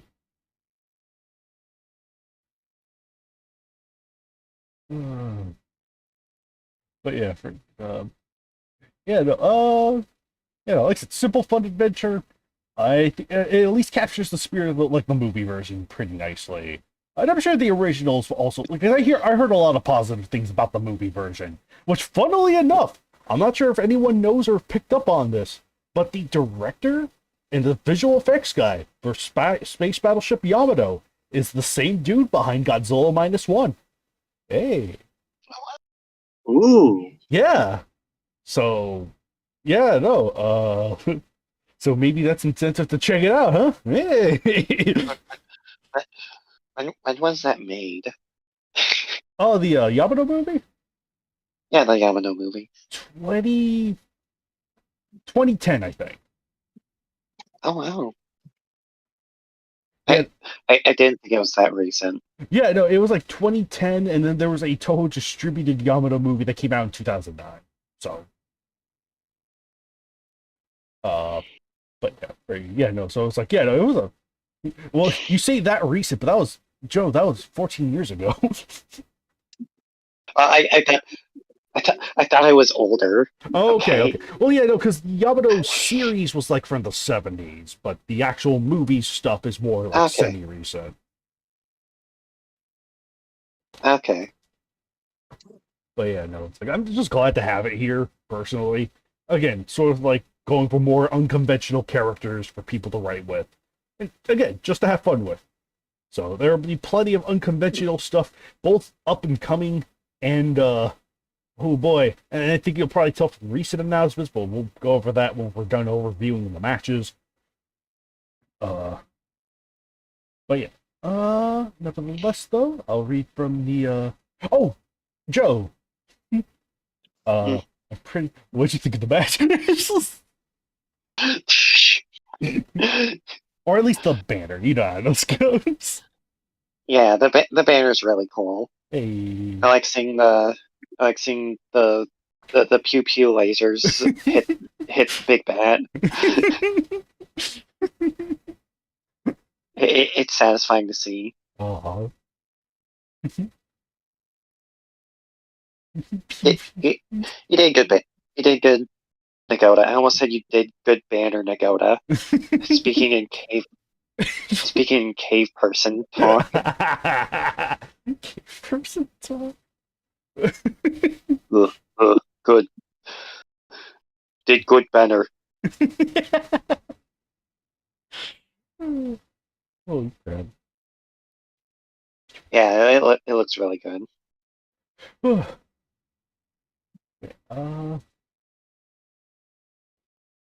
yeah, no. Otherwise, though, I think we could probably. Oh yeah, no. Let me read over the thoughts on the match. Average Mesh says, "I love me my space predatory bat," which is cool. We got a Bagora stand over here. Epic, epic. Maguma says, "Weapon and vehicle KWC matches are really cool. I'm totally writing one someday. I just don't know which one should be a good starting point." Usually like Super X or Tango, I think, are good starting points since they are following the Godzilla series kind of really well. Probably the most familiar for people. But if you want to go somewhat unconventional, look at the space battleship Yamato. I mean, that was a lot of fun personally. Here's an idea for you if you're gonna do the Yamato. The basis of the movie is the Earth is irradiated from like nuclear weapons from the Gamillas. So Yamato versus Godzilla would work out good. Oh yeah, totally could. So yeah, good story, especially since it seems we're getting another one. Oh, go ahead, go ahead. It'd be really cool if you used Shin Godzilla for that match. Ooh. Since that'd be a Reiwa Godzilla. Yeah. Ooh, that'd be fun. But yeah, continuing the comments, especially since it seems like we're getting another one soon enough, which, another warship combatant, I mean. Oh, okay. Did we hint at that? I don't know. But, there will be more to come, don't get me wrong. Warbats. But yeah, Nathaniel Metzger says, "Safe to say, no one saw this coming. Really great match and a great display of Yamato's powers and abilities. Short and sweet and to the point. Really like the little cameo at the end. Hey."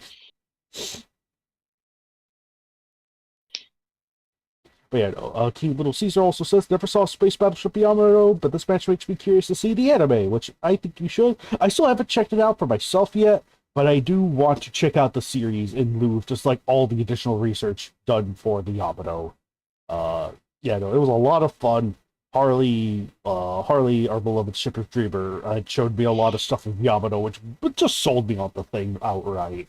Then just being able to see the movie was like, ooh, Fun fact: if you want to be technical, for the KWC, the Yamato was shrunk.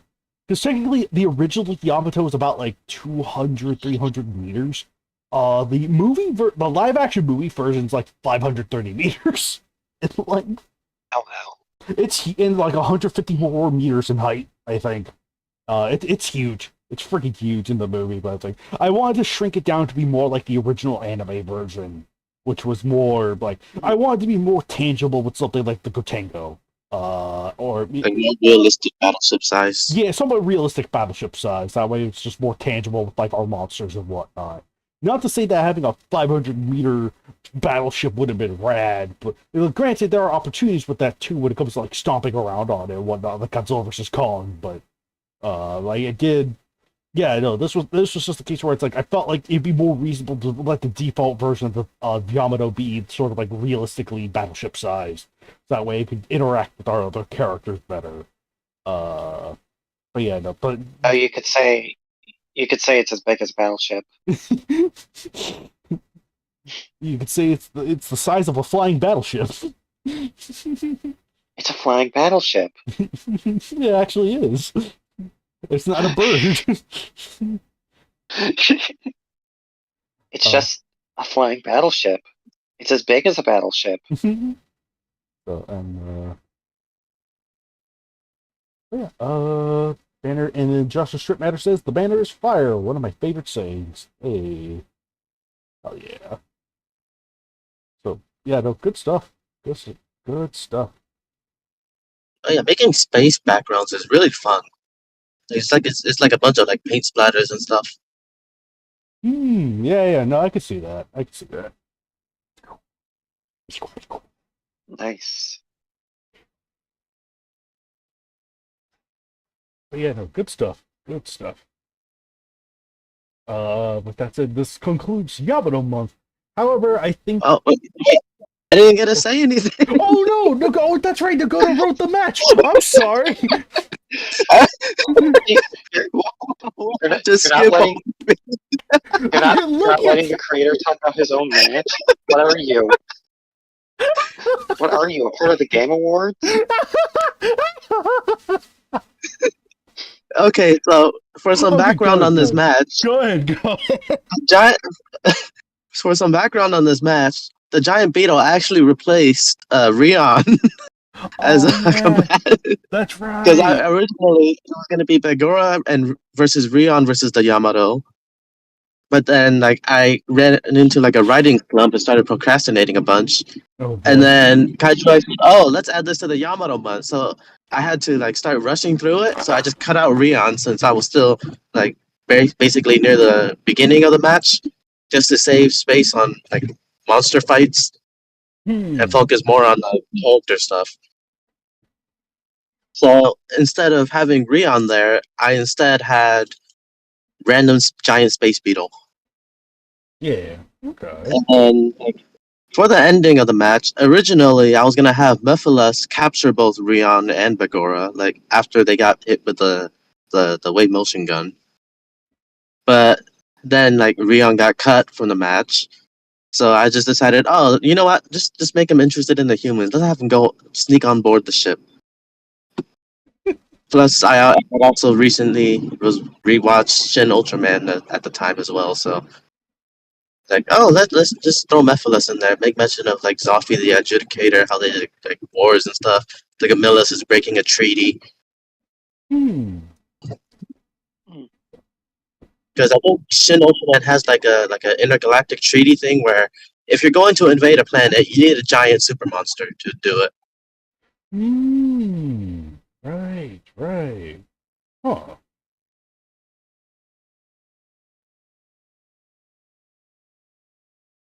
Interesting. As for the banner itself, it's a bunch of like paint splatters on like a black background, some lens flares. The Yamato shooting the beam was just like a straight line with like a glow effect, I think. Yeah. And then Rion should have been in the banner somewhere, but then he got like, replaced with a beetle that got torn apart. Yeah. Rest in peace, Beetle. Yep. He was a real one. So yeah, like originally it was gonna be like the what is the masters of Rion? Is it like the Megans or the Badens? It's the Rion Megans, and right? Oh yeah. Megans were the ones controlling Rion. Yeah. Yeah, I was gonna have it so like, oh, the Megans are trying to capture Bagora as a new Mega Monster. Ah. Interesting.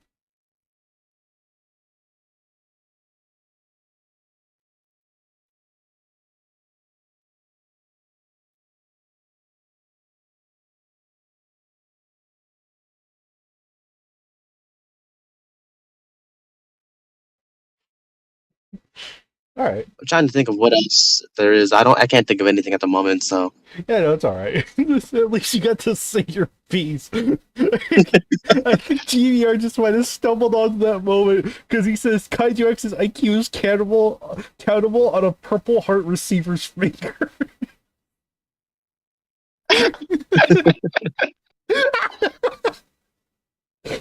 Oh my gosh. a while GVR has appeared.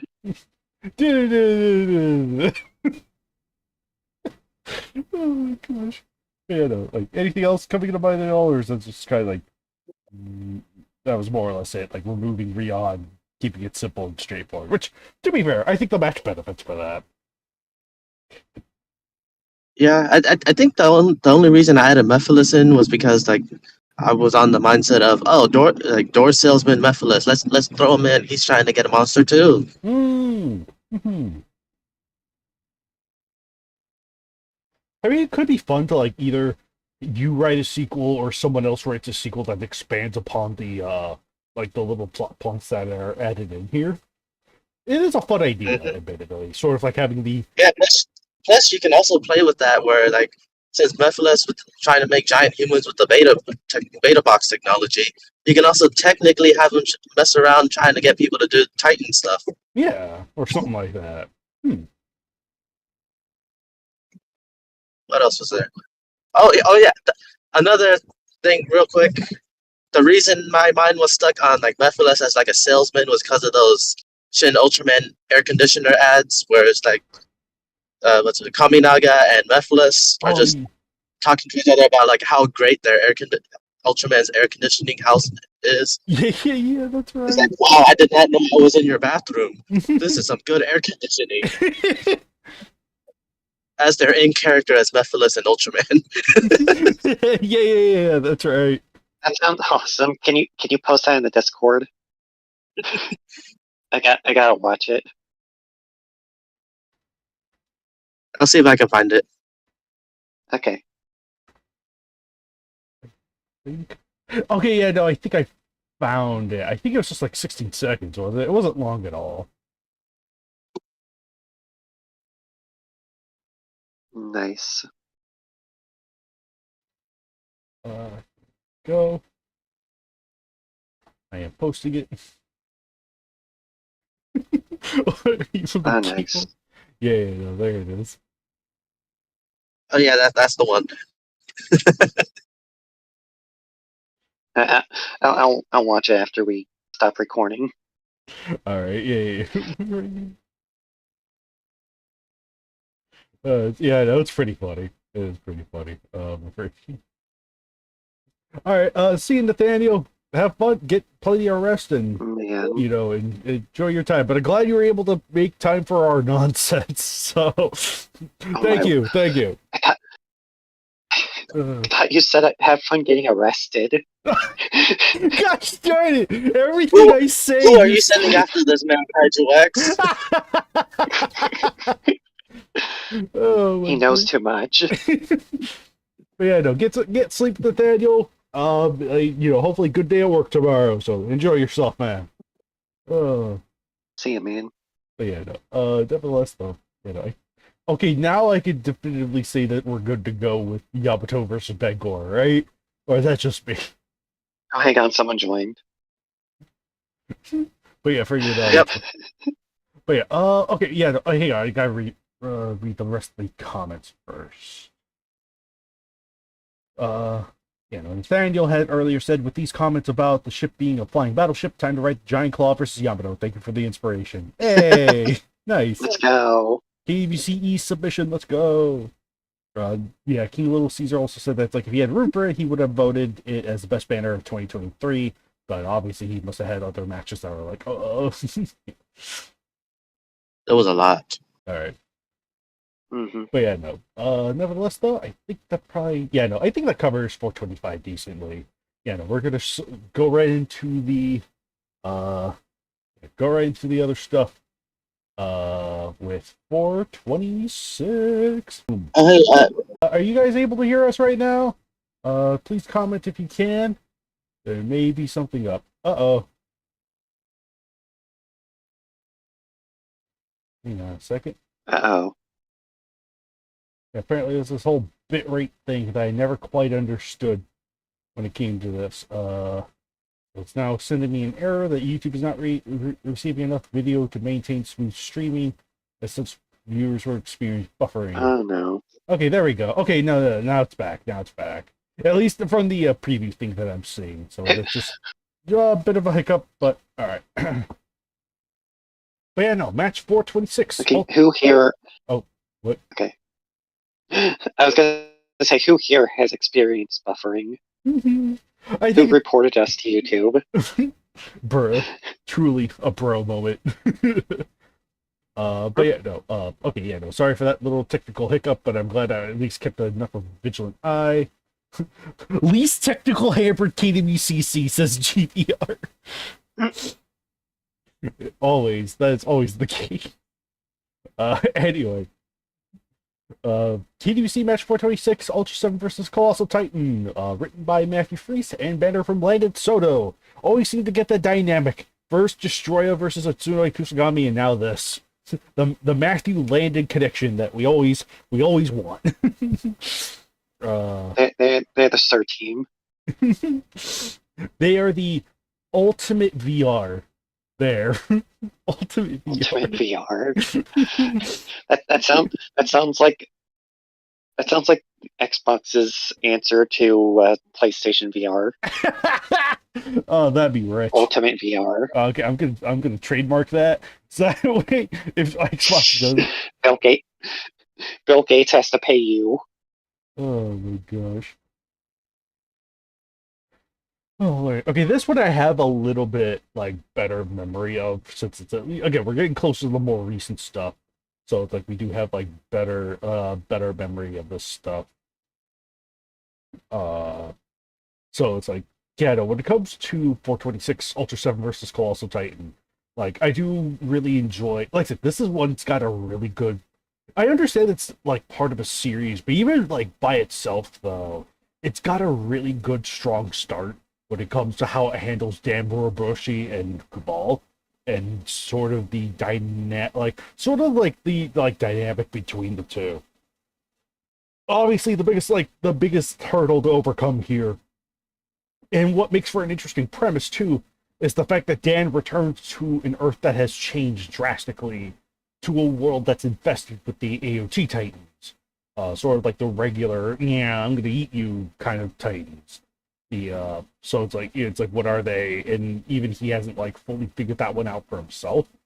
And I think if I am not mistaken, GBR, I think this is somewhere set around the time that like Kubal's about to kick down the wall. Pretty much kickstart everything, all the events that happen, more or less. And that Ultra 7 will act as sort of like a protector of the people of the walls, because again, the Titans just sort of wiped out most of humanity outside of them. It's a really interesting. Yeah, no, I really, really enjoyed this match, and it's got a nice sort of like hope versus despair kind of tone, which I love from GBR. And I think this one kind of like communicates that really well. And yeah, no, like the actual like fighting is decently fun. Part of you, especially when you retroactively, or if you happen to know that it's like, oh, the Colossal Titan's weakness is in the nape. It's like you're really just hoping he finds the weakness. He finds the weakness, but he doesn't, and he kind of gets like overpowered by the Colossal Titan. Which yeah, no, like reading for the end of end of the line here. It's like regardless of it all, he would share the same spirit as the species he loved like his own. Indomitable and stubborn until the very end. Which, yeah, no, it's going to be. I'm really curious to see where this like shapes up. But I'm still really happy to have, really just happy to see this matchup. I swear, I think the banner from Ditto is a reference to the Batman meme where Batman slaps Robin. Is that purposeful or not? I think it is. It's almost too on point. Not for it not to be, but Ditto pulls it off so nicely. But yeah, no, the actual match though is like, yeah, no, that stuff is like more superb quality and just kind of sticks with you better. Just good characterization, intense monster fighting, and decent stakes. Yeah, no, it's good stuff. Yeah, no, it's kind of grim, but it's not fully into despair. It's like yeah, no, it's just good stuff. It's just I just really enjoyed it all the way through. Mm-hmm. Stop talking.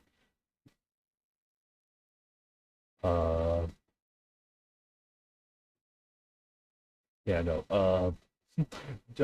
James Webster says, read this one, really good stuff. I know people hate seeing Ultra lose, but it makes sense for the overall story. GBR goes on to say, yes, this is the start of the first movie around that time frame, but with 7. I have plans for where this goes. It'll be wild, I can guarantee that. But yeah, no, very curious to see what you do with sort of like the subsequent sequels for like what you do for a subsequent follow-up. I am very curious about that. But yeah, no, Joe, did you happen to read this one, or is this one that was like banner time? Banner Titan. Okay. I love the banner. I think I I don't know if this was the intention, but I think it looks really funny. Yeah, no, like I said, I swear, I think it's a Like direct reference. how colossal Oh, God. how Colossal Titan is bitch slapping Ultra 7 and how Colossal Titan looks like this big mountain of beef. For one, it makes me hungry. For two, it I I am sorry if it's not intentional, but I think it is funny. Oh no, I think, like I said, I think there is somewhat of a weird. I think that is a reference to that. It's almost too purposeful. It's almost too perfect. Of like Ultra Seven is Robin, Colossal Titan's Batman, just slapping friggin' Seven. Watch your tone, slap. Quoting King Little Caesar.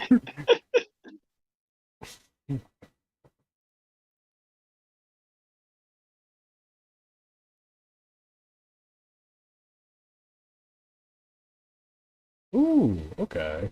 GBR says, I'll at least give away this information. The follow up to this one is essentially Dan/7 in the events of the live action AOT duology. Okay. Yeah, so that gives a rough idea of what to expect. But at the same, it's like, what if Ultra 7 was the protector of the walls in this universe? So it's like, okay. I'm curious to see where this goes. Yeah, Ultra 7's usually really good with sort of like the darker, more serious storytelling. Even if he's usually really good with that, so he's kind of the perfect character to put him in here with.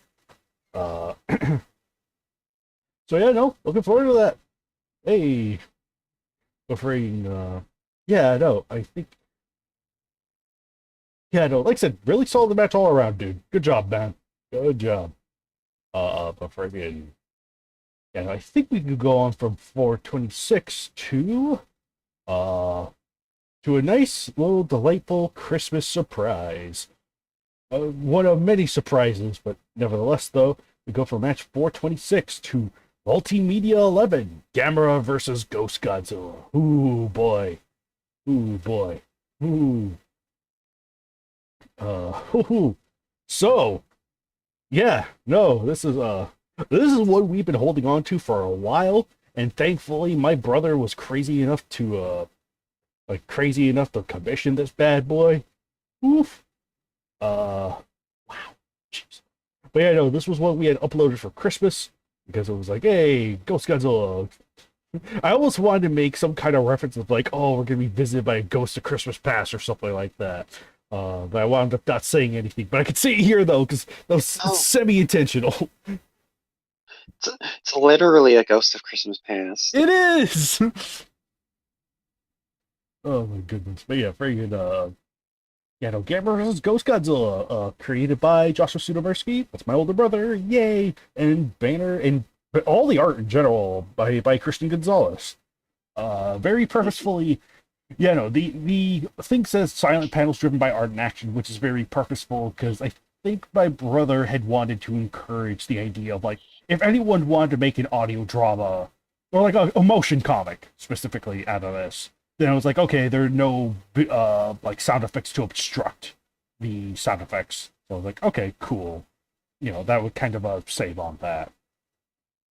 But nevertheless, though, ooh boy, this one, Joe, I know you read this one because I know you said you really liked it. So yeah, you saw me give actual thoughts. Yay! So now repeat those thoughts again here for our audience. I don't remember everything I said. That's fine. It's fine. You can just be like, Jeez. Go ahead. But like, Jay's the art is so good. Oh yeah. I love the art. Mm-hmm. I love when I'm looking at the page right now. I love when little Godzilla gives the funny little man face. Yeah, at the beginning. I remember when the previews of this went up. I remember we just made a meme out of that face for a bit. Like, yeah, it was like babies when you take away the dangerous substance or something like that. Yeah. Babies when you take top hats away. Yeah. Oh my gosh.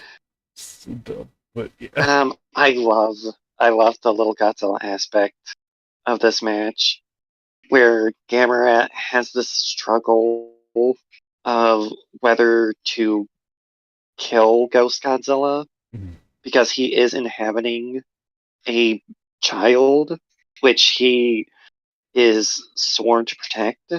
Yeah.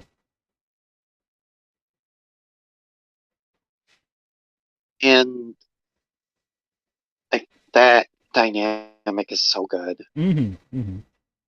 And the just like the art, it how it makes the monsters emote. It Mm-hmm. looks really, really good. Hell yeah. Let's go. I love little Godzilla laying in the little crater, the Dragon Ball reference. Yeah.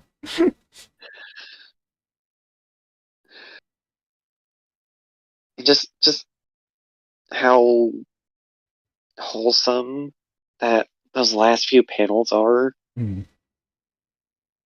It's just really nice, and the fight is so cool. Mm. Like I cannot say enough. I love the art. Hell yeah. The Woo. art looks so good. I just now noticed this, but I love the Toho Kingdom logo on the building.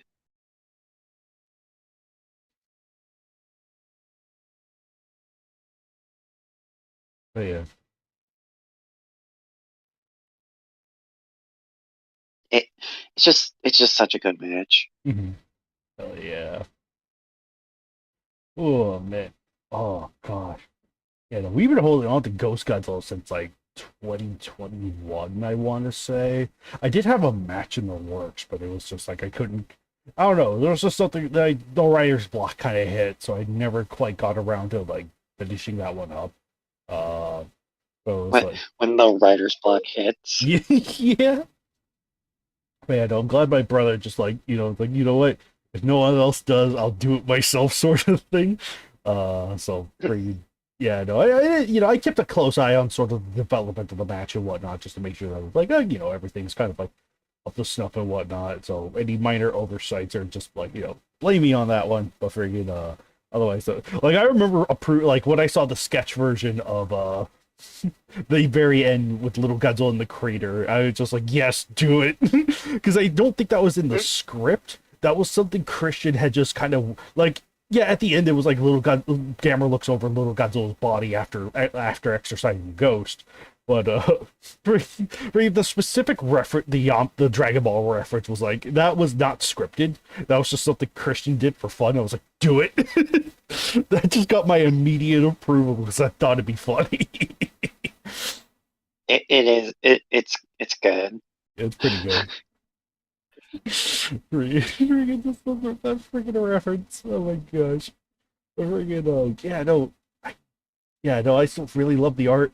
I love the way the story like for the most part, I have a very hard time like I do have a good idea of what's going on, especially when you know Ghost Godzilla kind of mechanically, which I'm very much a Ghost Godzilla expert in our little group, so it's like, yeah, no, I kind of know exactly what's going on.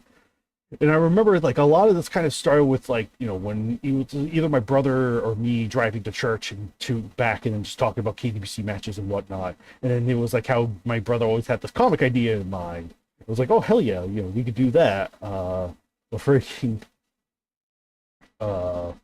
one of my favorite going into spoilers, even though we already talked spoilers, but whatever.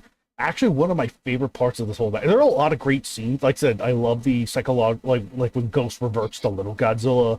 It's because it's like Ghost Godzilla being psychologically manipulative. It's a great show of that feature of the character because that is the way he is. He is messed up like that. He will turn into the host for a tiny bit to get you to stop, so that way he could just hit you back twice as hard.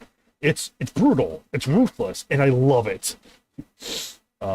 But one of my favorite like highlights of this entire match was the ending part where Gamera uses the mana not as the canon, but uses the manga to exercise Ghost Godzilla from Little. It was like, wow, what that was such a creative utility of Gamera's ability. I just remember being excited as all hell when it happened, and then finally able to see it visualized is so good. It is so good. Again, it sort of creates the expectation of, oh, it's the manga canon, it's the manga canon. No, it's something a little different because again, Gamera can very much manipulate mana. I mean, he literally absorbs it into himself to launch the ultimate plasma.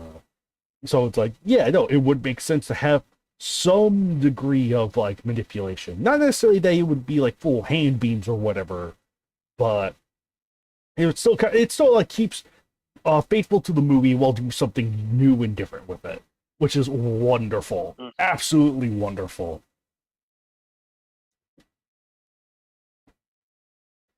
So yeah, no, good stuff. Yeah, no, that final shot of Gamera blasting Ghost Godzilla apart, which is weird because it's like he's a ghost, but at the same time, I'm willing to wager that the presence of light like makes him more susceptible. Because well, he doesn't like light. Ghost Godzilla hates light. It would be out of its presence at any given point. So I think it's at least a reasonable conclusion that like, oh, energy beams could probably just shred him apart after that, or you know, logical answer. Nevertheless, though.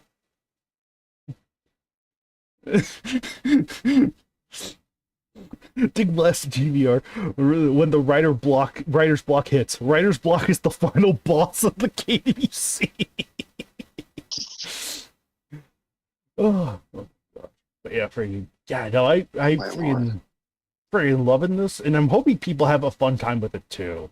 That's a like as much as I would have loved to have gotten the Ghost Godzilla match done.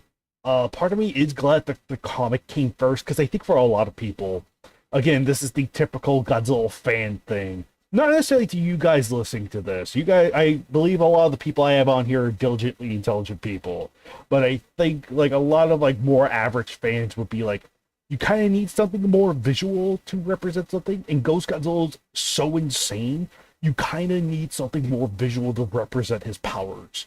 Because it's like, oh, how the heck does he like phase through a building? There you go. How does he fly? There you go. You know, crazy stuff like that. Like the character is just kind of bananas, and so like so many weird, wacky shit you can do with them. That I think having something like a comic to debut him with, I think is a good, strong start.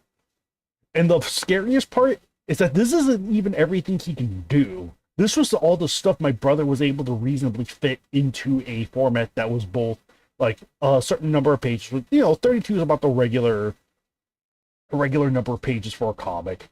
Granted, most comics are actually 22 pages, but the extra 10 pages for ads. So, you know, obviously just replace the ads with more content. You know, good to go. The frigging but yeah, friggin' what's it called? Yeah, no, it was just best to visualize a lot of these elements for this character. But yeah, no, he has like a lot more powers than what's displayed on here. Which, you know, that is going to be a case of, oh, we're going to have fun. We are going to have a lot of fun with this character. And I hope everyone else who gets the chance to write with him also get to have a lot of fun with him. I really, really hope that to be the case. And you can, if you just look at his powers, you can tell how serious Kaiju X is about Ghost Godzilla. Yeah. Yeah. Holy moly.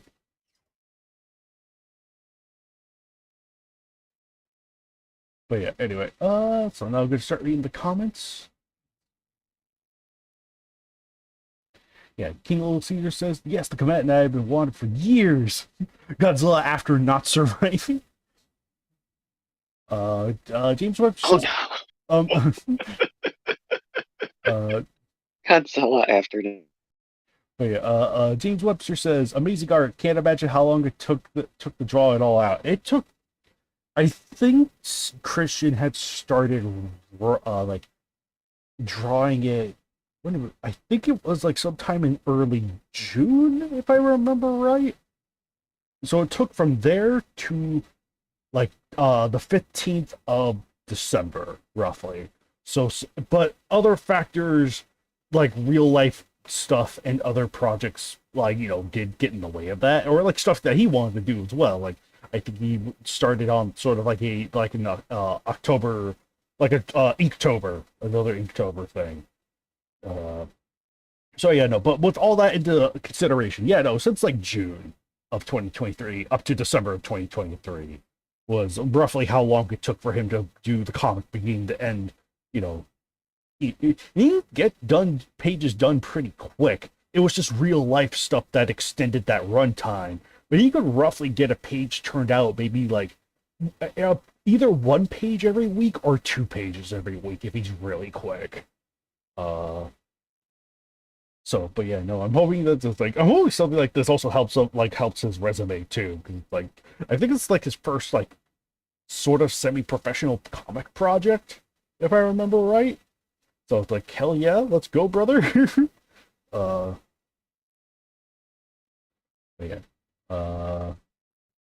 yeah. GVR says couldn't think of a better beginning of KBC Comics. Should be Comics K. Maguma recommends KB Comics, that's pretty good. Avoids trouble if there's a third K somewhere along.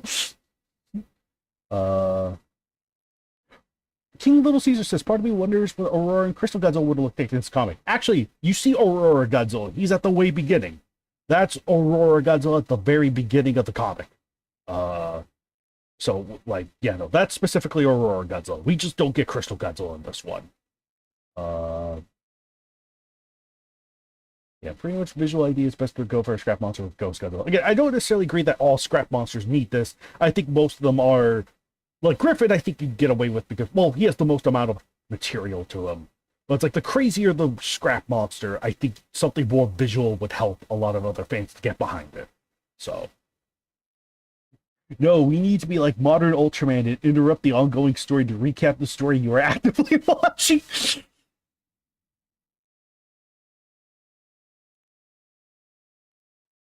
Yeah. So Grayshot says, so I probably won't be able to join. Damn you, Lowe's. But this was a stellar comic. Josh did a great job with the story, and Christian knocked out of the park when it comes to the visuals. Hell yeah. King Little Caesar says, not only is it going to be fun to write, but he's going to have fun when making banners. Just take an average image of Gojira 54 and edit it in more creative power right there. And then Maguba says, honestly, the thing I'm most hyped for when it comes to Ghost Godzilla is making a possessed monster and describing how grotesque the hybrid looks. Yeah, I know.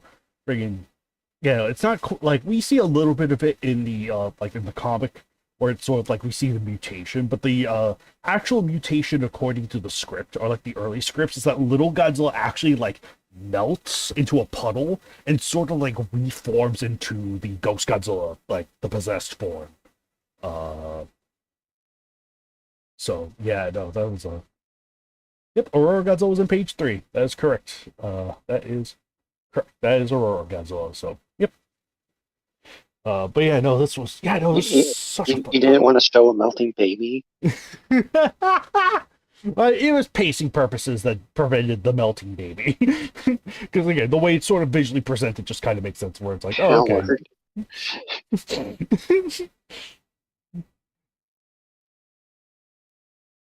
Melting baby versus coughing bomb. I don't know.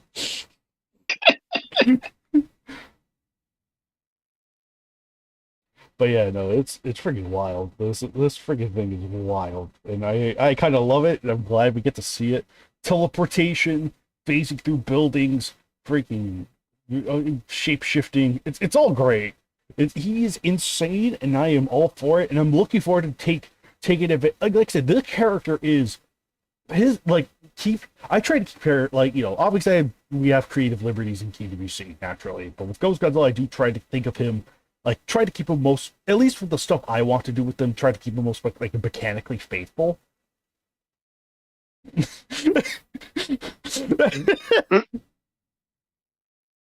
Little Godzilla is, in fact, a coughing hydrogen bomb baby. You know what? That's true. Oh, yeah, no, King Little Caesar. That works. For every cough, there is a nuclear explosion, says Magoo. But yeah, no, King Little Caesar points out, oh, not to mention Godzilla 54 is now available for the KWC, which, yes, that was actually kind of a last second addition on our part. We originally didn't have G54 as a form for Ghost Godzilla for a while. And I think that just never came up because it was like, that was during the time Gray Shot was in charge. And I don't think he would have let that pass. But even for myself, I think at the time I didn't want to let it pass either for a while, like, because I felt like there was a separation between, because I had very specifically wanted to lead into this is an evil Godzilla, which I felt like adding G54 would have added the morality. I think G54 would have added the morality element because different people have different interpretations of G54. Some look at him as a villain, others as a victim. He is both. But it was like Ghost Godzilla, especially in like the early drafts during the 1995 period, was very specifically a malicious villain, and that was something I wanted to maintain, so adding G54 would have been a contradiction to that. But I, like, when it was brought up about adding G54, and after I talked to my brother about it, it was like, I had ultimately decided to revoke that in favor of, like, allow interpretation. That should ultimately be okay. So it's like, if your Ghost Godzilla's, but it's like, as long as it keeps the spirit of Ghost Godzilla, I don't mind. But I understand that sometimes that's going to be influenced by how people, like, make this a logical extension of G54. But I won't deny them that right to do so. It's completely fine to do that. So that was the decision made to add G54 as a 4. But it was important for us to add G54 as a form, not as a combatant, because I feel like that kind of conveys very different things. Even if most people are more on board with using 54, because he is simple and easy to understand, to be fair. But freaking, Ghost Godzilla was ultimately the character we had wanted to present, because that one was just so... He is filled to the brim with so much unique utility that's kind of insane. But I am glad to have G54 as part of Ghost Godzilla, since he also is part of that package. The original Ghost Godzilla movie was literally like, oh, this is the ghost of 54, so having him be a form makes perfect sense. That just kind of makes sense. And it's weird to say that it's like, oh yeah, we now have G54 in the KWC. How weird. Oh, Lordy. It's wild. It is wild, but I'm kind of all for it. So, yeah, I know. It's like, I'm definitely glad we came to that, like, last second decision, which was like, what, a month before the match went up, I think? So, or something like that. It was, again, compared to how long we've had the character for, it was really recent. And also Gojimon kind of helped with that too, because again, there is sort of a G54 SP character that transfers his life essence to Shin Godzilla in that story. So giving that power to 54 just made the most sense, because it helps. You could theoretically have it be like, oh, Ghost Godzilla comes out of the body to try and possess another Godzilla or something like that. Or if you want to keep it more faithful, that's up to you. So that's why I don't phrase it as like, oh, can summon G54 from spines. It's just because, again, G54 is still his vitality, it's still his life essence. It is still that, just taken on a more literal, like, semi-tangible form. Whereas, like, yeah, whether you want to be more faithful to the Gojimon power or, again, make it more G54, completely up to you, but it is there for that reason. So that way you don't have to super worry about, like, all the, like, following everything of the original script to a T, because that can admittedly be a little confusing. It was just like, sometimes it's just easier to be a little bit flexible, so, yeah.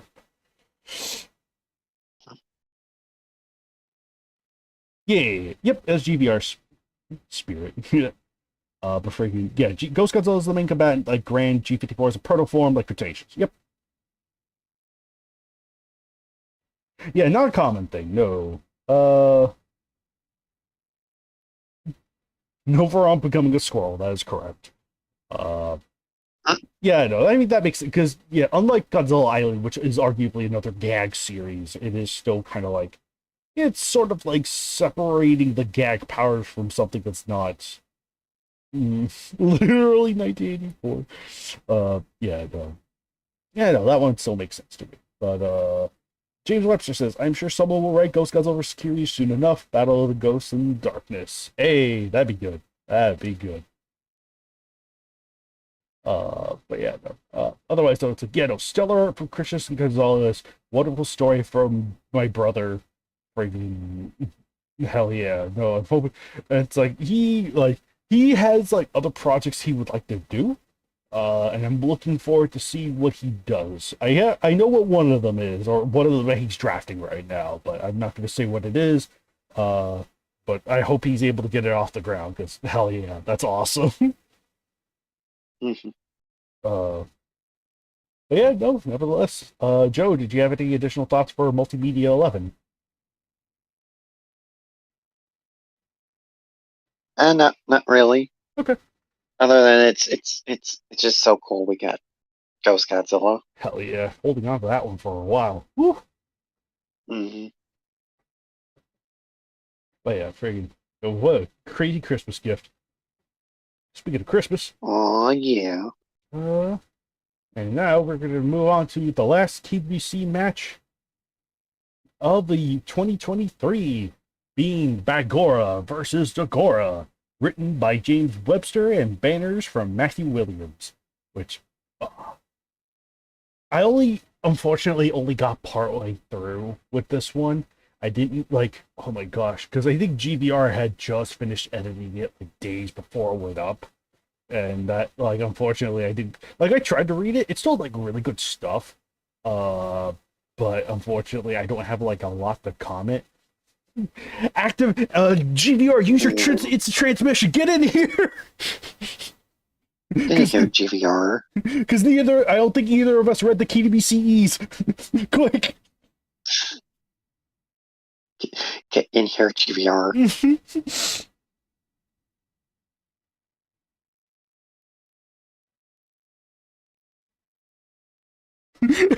Oh my god, hold on.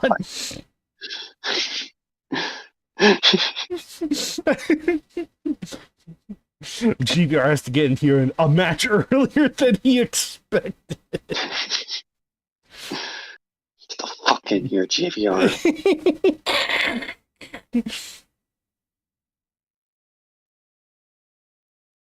Okay, gotcha. Earbuds need to charge. All right, that's fine. This dude. Hi, GVR. Hi, GVR. This dude. How do I run Look the at this KDBC? Okay.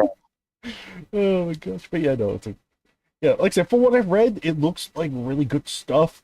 Unfortunately, I didn't quite get done with the first chapter out of 5. Well, it's only 5 chapters. How long could that be? But yeah, no, it's like, it is like, because I do love Match 290, the previous match from James Webster. Like, I remember really loving that one. And this one does maintain that quality, it looks like, to me. But unfortunately, I didn't quite. I usually try to make the time to read it, but this was just too long. And, Ghost Godzilla had just come out and whatnot, so it's just like, yeah, no, this was a case of, like, I didn't quite have the time to read this one beginning to end, unfortunately. And plus, I was also trying to get the KBCC up live at that time, like the day before it went up. Yeah. But that plan didn't go. That plan didn't go accordingly. So it's just like, ugh. So yeah, no, GBR, I'm gonna need you to take over for no, I still really enjoy the banners from Matthew Williams. I know you had your own configuration of the banner, which I really liked, but unfortunately the size just would not allow it. It's a bro moment. Yeah. I don't know why. I don't know what you do. That like, how do I put in the easy GIF and the image gets bigger? That makes no sense. Yeah, to I me. don't. Yeah, it's bruh. It's bro moment. Easy GIF, more like hard GIF. But yeah, freaking but yeah, no, so I can only really compliment King Little Caesar's banner with both of those are really solid banners, and I do kind of like the second, like, because I know that was in your version, like when you had done the edits to mesh them together, was having the colored version with the red title, and then the other the black and white one with the white title, which looks really nice. Yeah. So hell yeah. Hi, Bacon. Oh my goodness, it's Bacon. Hi. Oh lordy, but yeah, no. Right, yeah. I'm taking over for the rest of the podcast. Pretty 'cause much, yeah. After this is KWCE. Oh, okay. Oh, yeah, that's right. It's KVC after this, so yeah. I mean, did you want to say anything about the survey, or did you already say that like at the start? No survey stuff yet. I was gonna save that for the end. Okay. Then yeah, I'm pretty much going to be only here for the KWCE Okay. and this. Yeah, didn't really. I don't want to say I didn't want to be on because that makes it sound like bad, but just Yeah, you just weren't quite in the mood for it, but this was a case where it's like you had to hop on for something because we're clowns. okay. Yes. Okay. This match is really good. I very much enjoyed the human narrative to it, or alien narrative to be more accurate. Hey. But it felt very human, which is why I say this. We know what you mean. Yes. It is very well written. The match this is following up on was one of my favorites of that year. And this lives up to that standard of quality. Bagora is used interestingly. I enjoyed the pathos given to him. Something that usually isn't happening because most of the time Bagora is just generic, me hungry. Mhm. But here we get an actual picture of an old animal that's been going on for a bit too long. And I like that. Dagora was really cool as well. Very much enjoyed how off and alien it was and how emphasized that was. Mhm.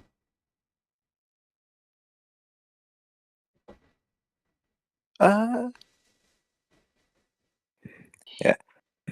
Very much enjoyed how how fleshed out a lot of the technology and stuff was in this one for the aliens. Thought that was great. Other than that, very much enjoyed how how fleshed out a lot of the technology and stuff was in this one for the aliens. Thought that was great. Oh, great! Echo. Yeah, no, I'm hearing an echo from someone. Oh, what the? Yeah. Oh, Earth Paragon. Hey. Oh my goodness. Paragon's here. Hey, Wow. Hey, we haven't had you on here in a long, not since the one podcast. I think back on Skype. Yeah, no, I'm hearing an echo from. Oh wow. hey, Mike, hold on. Uh-oh. Yeah, no, I'm hearing There. I'm hearing an echo on your side. Oh. There we go. Hey. Is that better? I heard a cowbell. I know it's a long match, but I got into it. It happens. Hey, oh, this is awesome. Usually asleep when you guys do these things, but yeah, I got into this match a little bit too much, but that's because I kind of like Gray Shot. I have like 8 books down the line where I'm like picturing something, and I was like, oh, I gotta have a lot of setup for it. Oh, jeez, right? Yeah. Woo-hoo. But I put a lot of for anybody who does read it, there's like a lot of Easter eggs in there. I use a lot of things that are not Toho related and stuff like that. Because there's like one scene in there where there's like a bunch of test tubes and everything. Because spoilers, Dagora's like part of a genetic thing from these other aliens. And in the test tubes, I just started pulling from like various different things, like an emir from 20 million miles to Earth, and the blob, and King tadpoles, and just a whole bunch of stuff that I was kind of hoping that people would pick up on whenever they get to that part in the story.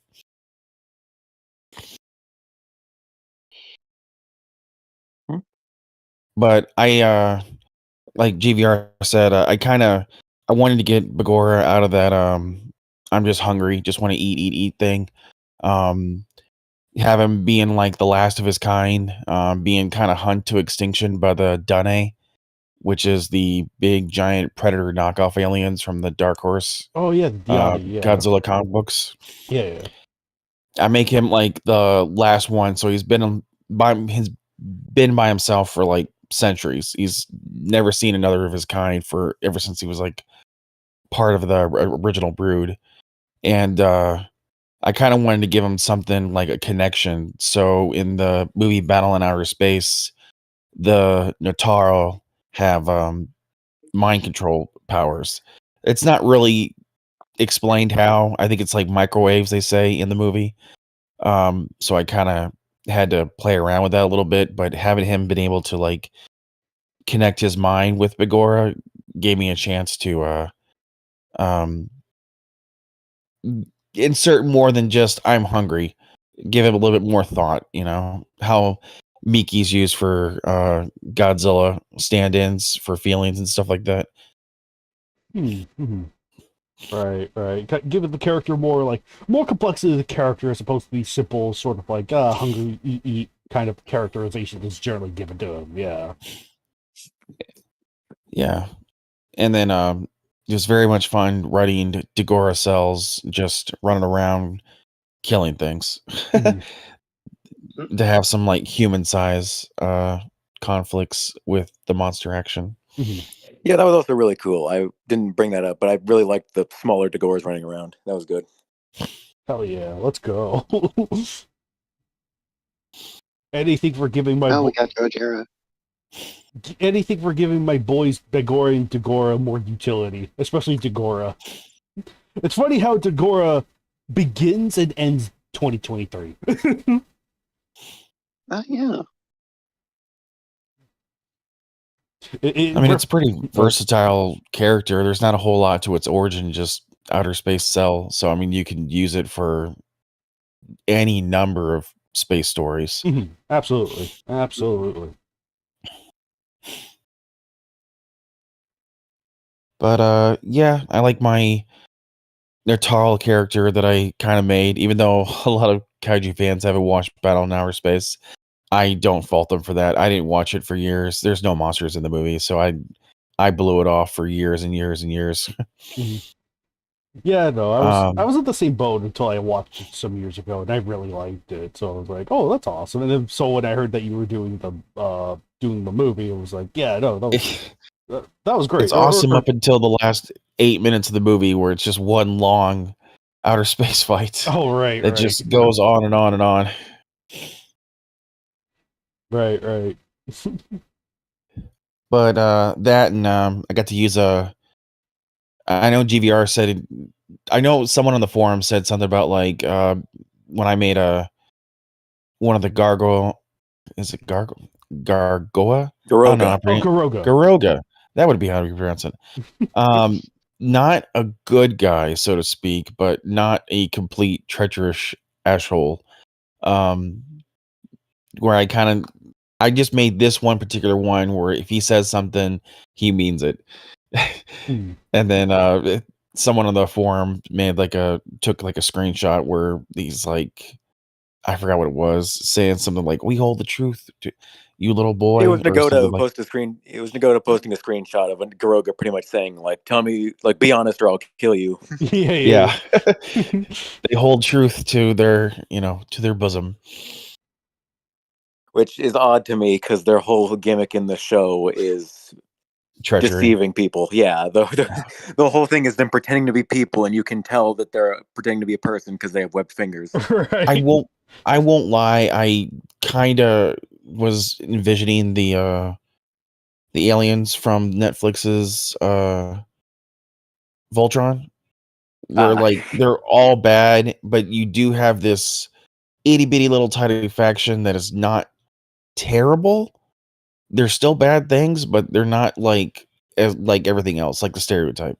Makes sense. That makes sense. I can see that. But yeah, it's just one big long story because I already have the next one written out, and it's 40,000 words. It's already edited. I haven't sent it in because I think people can only suffer through mine once a year. they're too long. Well, good news. We're in 2024, so you can now send it over. Yeah. The grand scheme of it is just going to be just each story kind of picks up a different character or a different monster, and eventually it's going to culminate to like 5 or 6 things facing off against Monster X and that's not even going to be the last book because they'll lose. Oh, I already have it written out. dang. And then he goes to Earth. Ooh. Yeah, no, I need to get actually reading Bagora versus Dagora then, because shoot. Yeah, Mhm. the next one I wrote, I guess it's not too much of a spoiler for it. It's Monster X versus the Visitor, Chrysalac, Ooh. and Ooh. Obsidious. Looking Oh, forward to that. nice. And I explain their origins because at the end of this book, I use a character from a Dark Horse Gamma comic book, which I asked Kaiju X before. I was like, "Can I use this?" Because technically, it's not Toho distributed, but it's still based on the '90s Gamma comic movies. Yeah. Which was The fine, yeah. Brookmark, which are just kind of hip talking jive, blue skinned alien humanoid people. Yeah. From Though the Dark I Horse, the Game Road comics? Yeah, Dark Horse yeah, Gamer Comics, yeah. Oh, yeah. the I forgot about she's those. she's looking for Zegra, Yeah. and then it finds it dead, and then she's like, "I'll take Virus, I'll take this thing off your hands," Mhm. Yeah. and then she's all like hip talking and jive because I don't know that I think the comic book explains like that's the closest thing to their language or Yeah, something. it was something like, it was Yeah. basically sort of like the way they speak is very similar to Jive, yeah. And then her uniform is based off the uniform that the girl wears in Gamma versus Zegra. Oh, no. Oh my gosh, I never noticed that. Oh, wow, I never made that connection before. Oh, wow. Oh, that's crazy. What the heck? Ah. But yeah, I'm hoping to use I'm hoping to get the Griffin because I wrote the second story and I have that as my stinger at the end of the story. Mm. Because the Griffin only has one gosh forsaken match. Right Nobody now. has touched it in 200 and 50 almost years. 250 matches. They have Yeah. not touched that thing. Oh, Pain. The pain It is is real. yeah, I mean there's other monsters that only have one match like Axor and stuff, but those are Semi-recent. still around the 350 area or something when they were used. Yeah. They still have a long way to go. Mm-hmm. Oh my gosh. Oh, buddy. And I like to use the 3 mega monsters since the other 2 are being able to be used for a match Yeah, like assists. instead of just Ryzen. Yeah, they're Ryzen? assists. Rion. Rion. I can't remember any of their names to be honest with you. There's Rayon, there's Triax. Tweedledee and Tweedledum. Yeah. I think that elephant looking one with the snail eyes is probably my favorite. Oh, Triax? Yeah, I could see that. Yeah. I think him being able to I- like just run into things with his jet feet. That's my power. Just cannonball into stuff. Yeah. At He- least it's his- better than his- eating rocks and spitting them like the other one. he is the definition of a klepto. Oh my goodness. Yeah, for you. Yeah, you put one of the longest matches of the year put right after one of the shortest matches of the year with a comic book. I was like, oh my god.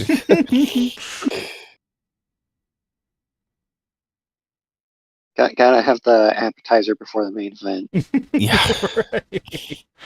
Oh my gosh. In retrospect, I probably should have broken this chapters up a little bit more. I was like, I don't know why I haven't just 40,000 words almost in 5 chapters those are long damn chapters. Yeah, I noticed while I was editing this, like chapter 2 is half the match.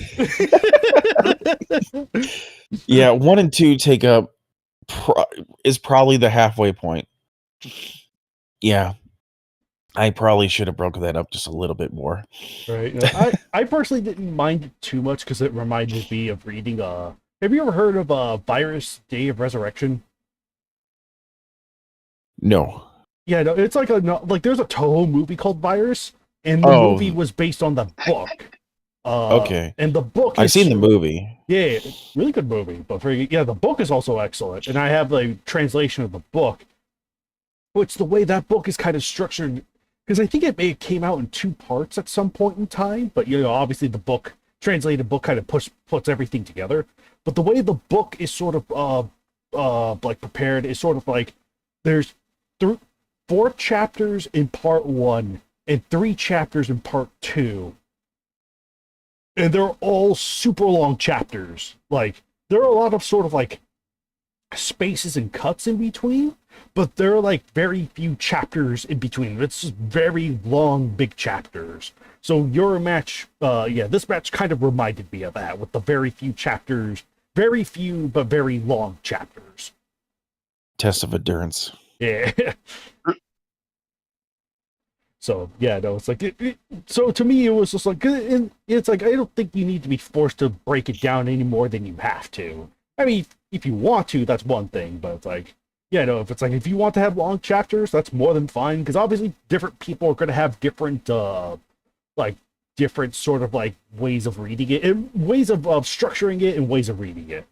So it's like So yeah, I think I'm just used to whenever I see long matches now, I'll just save it into a Word document, put it in a PDF, and then put it on my Kindle now. Because right, sitting for hours on a computer trying to read a match, like some of the long ones, I like a 420. Yeah, I was about to say the Jack one. Yeah, or the Jack ones. We got 2 of them. I had to put that one on a Kindle. So I was like, nope, I gotta be laying down in bed reading this. Cannot be hunched over. It's a good story, don't get me wrong, but I couldn't stare at a monitor screen for that long. Right. Not without my what is it? What are those stupid glasses they were coming out with to protect you from blue light? Oh yeah, I think I know what you're talking. I don't know what they're called, Jesus. but I know what you're talking about. Yeah.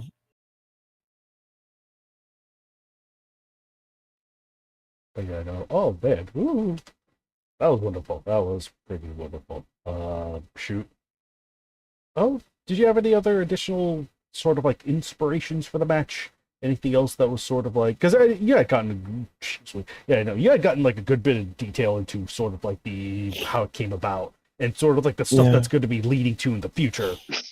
Like any additional sort of like details that one of my favorite things was I made a I guess in order to get around some plot things, I made there's like an AI character just and it's a ball made of silicon or silicon chips and everything, but it's just black and white stripes. And near the end of the story, when I have the 2 alien characters are trapped on their planet, Bagor is nearly dead, the planet's gonna blow, it's like the worst thing ever for him. And he's like, yeah, data says this. And he's like, the other one's like, data. And he explains what the acronym stands for. And that was just my little cheap way of getting the data character from Ultraman in there. Even though it's just a android robot, I always love the powered version, which is like an evil AI virus. So I always kind of want to just do something like that. Okay. Plus, I plan to get rid of that character when I use it for Jericho. When I get to that way I can make it where to give that character a little bit of a personality. Just have that AI, since that's like complete machine Terra Beast. Just have that AI bond with him. That way, it'll work efficiently in a team against Monster X. Yeah. Okay. Awesome. Kind of like how everybody has like M11 driving Mecha King Ghidorah, or something like stuff that. like that. Yep. No, I can see that. That's awesome. But yeah, I enjoyed it. It was long, just me. I don't blame anybody for looking at that and be go like, yeah, no. I think not. All right. I think it's because I started rereading the Mark Cressani novels, and I forgot how enjoyable those were. So I was like, man, I really want to make a story that's like something really, really different. Mhm. Yeah, no, for sure, for sure. Uh, but yeah, no. I think with that in mind, GVR, did you have any additional thoughts on Bagora versus Dagora? Or Nope. all Just right. really enjoyed it. Looking forward to what's to come. Hell yeah, no, the stuff you have in mind, James, is like super exciting. And again, I do want to like give my time to read this because your stuff's great. I'm Thank super, you. yeah, I know. Like I remember loving like 290, and I remember at the time I was like, oh, maybe I should get someone else to make like the banner for 290. It was just like, no, I'll do it myself. That's a really good banner. Thank I you. do like GVR's critique on it. What was the word you used? Propose or purple? Purple Prose, yes. I've never heard of that term, and I looked it up, and I was like, yeah, that describes my writing in a nutshell. Yeah. It's fine in small doses, but when it's 40,000 words, it is just like, please. It is like a Stephen King novel where he spends like 5 pages describing a lamp on a table, you know? Right. Every facet, crack, or smudge on it, you know? Mm. I had to I definitely added that word to my vocabulary. I was like, yeah, I could sound smart now whenever I read other people who have very ornate language in their books. Right, right. Oh, really. But yeah, no, it was pretty I good. can't help it. Word hippo is such a useful tool. It is. It is.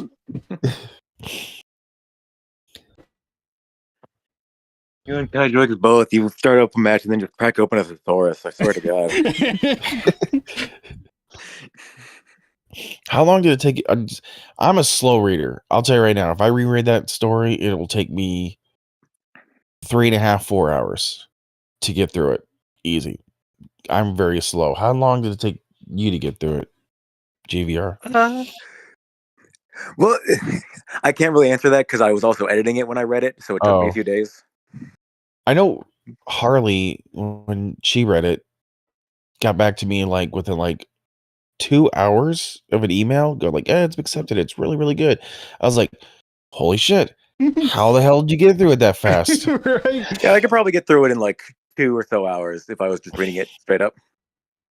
Yeah, Yeah, That's mostly just because like I try to read like slowly to like absorb all the mental images. you brought up like her reading fast. If you think that's fast, she read match for 20 in 3.5 hours. She's a fast reader.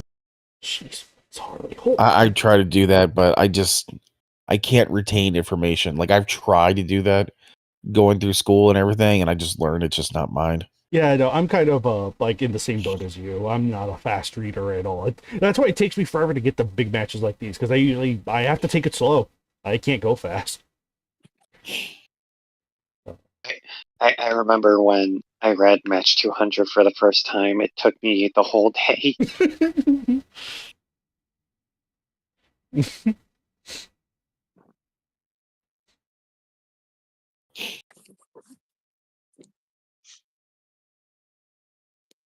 But yeah, pretty fun. Hopefully, I'll start writing another one.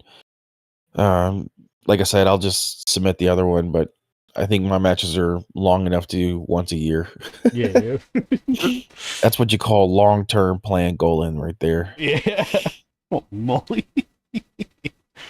Oh my gosh. But yeah, nevertheless though, I think anyone like since we got a couple other people here in the VC, is there anyone else here that's like read into Bagora versus Bagora at all, or is it just more just kind of like read partway through but didn't finish it?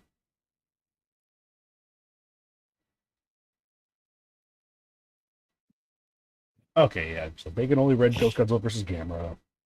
Uh, oh, Gojira read the whole thing start to finish. Oh, shoot, did you leave your thoughts in the comments here? I kind of haven't been looking. Yeah, they said they read it in about an hour or two, which is mind blowing to me. Mm-hmm.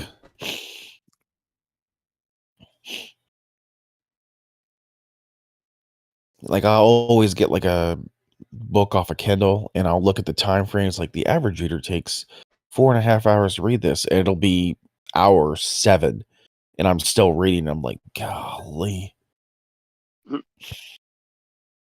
But yeah. Gojira says, I think it was a great match.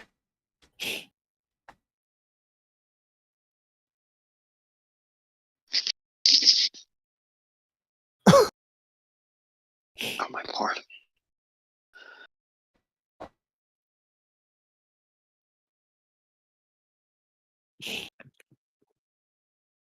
I'm actually kind of astonished how many matches Bagora has for being a comic book monster. Right. He's surprisingly popular. Right. No, like a lot of people like writing with him. And I think he's gotten again. Let me look at his record again because I want to make sure that like has it been. I think it's because it's like Gauss, where you can have that kind of ravenous kind of character, but it's not on a losing streak as bad, you know? Like it can actually win a match for once. Yeah. Yeah, you get some power to it. That makes sense. Unlike Oh. a Gauss or a Skullcrawler. Yeah. Wow. And only that, I'm only just now noticing this. Every Bagora match has had a different author. Whoa. That's Oh, what the hi, hell? Alex. Thank you for bringing such Joe. insight to the KWC. Well, I'm saying because it's like you get monsters like Gororin who tend to like specialize with a certain writer or two, right? So it's like I didn't realize that was like literally there's been no one Bagora match that's had the same author again. So I was like, oh, that's kind of rad. Joe, my favorite person Alex. is here. Aw. Aw, yeah. Oh man, the friggin' yeah, no. Okay, thank you a lot for the insight on 427 though, man. That was definitely jeez. Yeah. Thanks. Yeah, no, that was crazy. Yeah, no, Welcome. but like I said, before we move on, is there again, no, we're getting even more people with even more thoughts. Okay, Bagora's the ultimate all-rounder. Before this match, Bagora's win-loss ratio record was tied. Oh yeah, that is true. I think it was 1-1-1 for a good bit. Oh yeah, it was.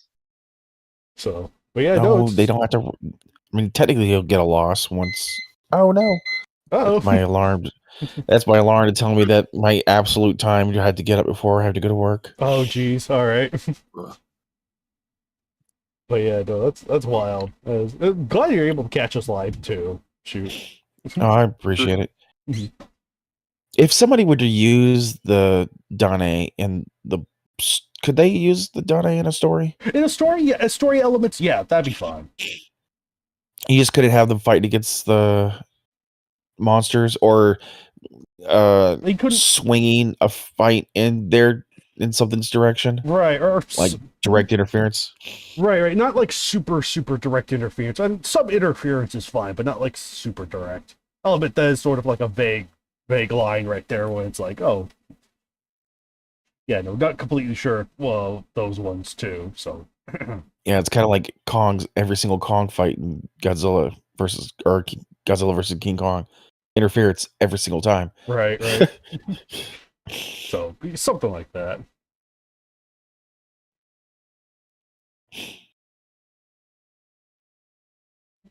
But yeah, no. Anyway, I think, like I said, unless anyone else has anything else to add on to 427, I think we can move on to the KWCEs and let GVR take over for a little bit. Yeah. Anyone else? Anyone? Going once, going twice. Actually, let me see. Alex just joined. We Yeah. can do a recap of every match with Alex. Oh boy. Lightning round. Okay. Where are we starting? 421. So 421. Okay. My thoughts on that? Thanks, but I'm rather particular with my coffee, Chicago replied.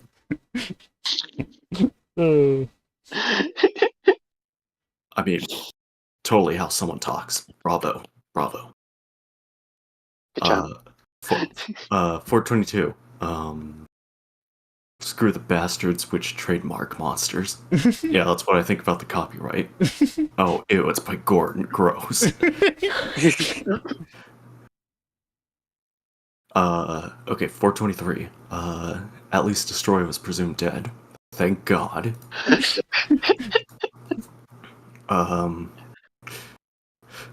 424. Those damn moths. I agree. They're annoying. Yamato vs. Begora. Nagoda wrote this, so this is automatic Kino. Don't forget the Daimajin one. yeah. What'd you say to me, boy? I said, don't forget the Daimajin one. Yeah. Oh. Kaiju X, I still have no idea what you said because you were giggling. The Daimajin match. Oh. Yeah, I'll get to that here in a second. Okay, gotcha. Alright. 426. Someone, the victim yelled out, please help me. Yeah, Spider-Man will help you, but it won't save you from a mass murderer. 427. Begor versus Dagora. They sound like the same thing. Rinse and repeat. Oh, and Daimajin. I'm sorry, I can't speak monster. I'm sorry, I can't. Sorry, I don't speak Italian. Oh, that's good. But yeah, the audio drama is really good. Thank you. And, Ghost Godzilla versus Gamera. Pretty good stuff. Hell yeah. Oh yeah. Pretty much most of these were really good. Let's go. That was the Alex lightning round. Of all the KDVCs previous. Thank you. I'm sorry, I don't speak Italian. Good. Freaking. Yeah, no. I think with all that shot, we'll finally pass it over the GVR. I'm sorry that took a little longer than anticipated, but still, So because unfortunately I didn't read any of the KDVCs after this, so it's like, it's just 106 and 107. But has anyone in this call read either of those two? anyone at all? Read what? Match 106 and match 107 of the KDBCE. I have to see what those are. I can't even remember anymore.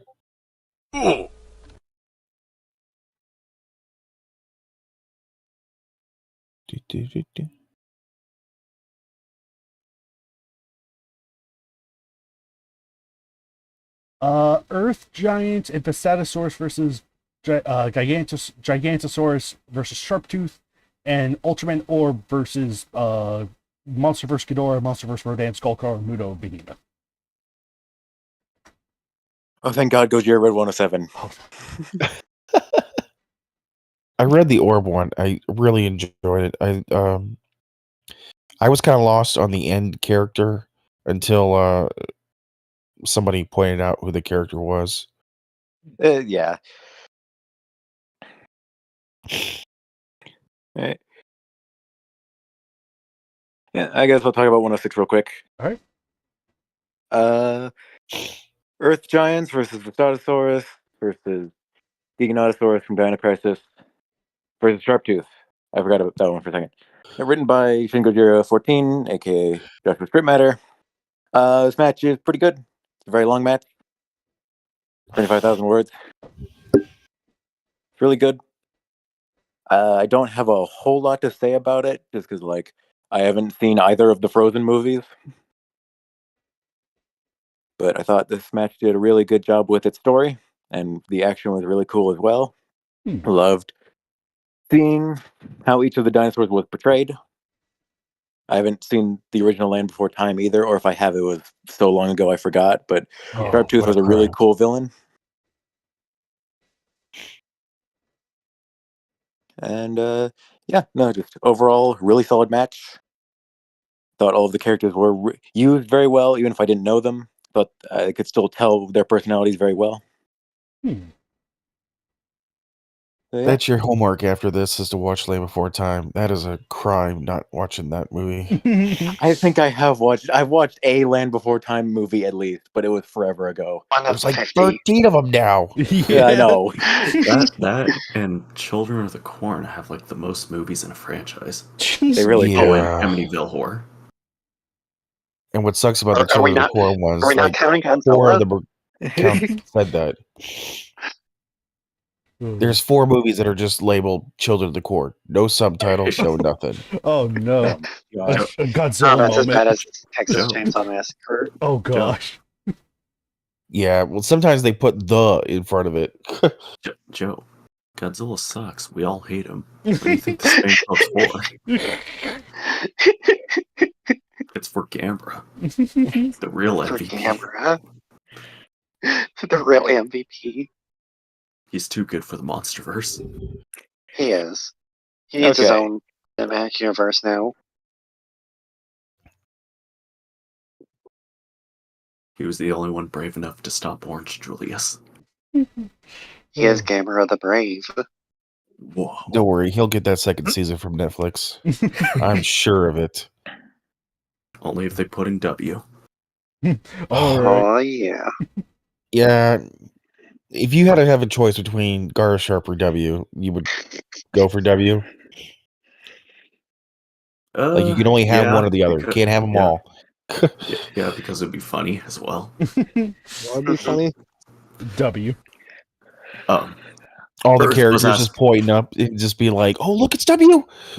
Right. Earth asking us who would we rather have in season 2 of Rebirth, Gar Sharp or W? Oh. W. It's the closest thing we'll ever get to Gamera versus King Ghidorah. Meanwhile, Tokyo executives are like, "Huh, this looks a little close." It's silver instead of gold.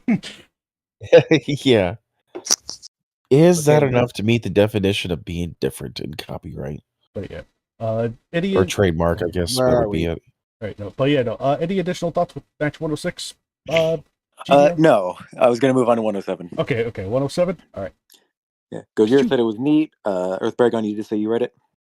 I liked it. I very much enjoy it. I always liked. I'm surprised there wasn't a whole lot of butthurt people, because whenever an ultra loses, it always causes dismay on the forums. Yeah, Or true. replies like people cannot accept this, like it's never happened before. Or would low diff MonsterVerse Ghidorah? How dare you? Yeah. That and Godzilla losing. Yeah, Mm-hmm. There's just things that just don't happen in a KWC or KWCE. Godzilla doesn't lose, and an Ultraman doesn't lose. If you do that, Exactly. then you are the worst kaiju fan that has ever existed in the world. yes, how You dare can't you? they cannot you cannot explain. It's for story purposes. It's make believe. It's not real. It's real to me, damn it.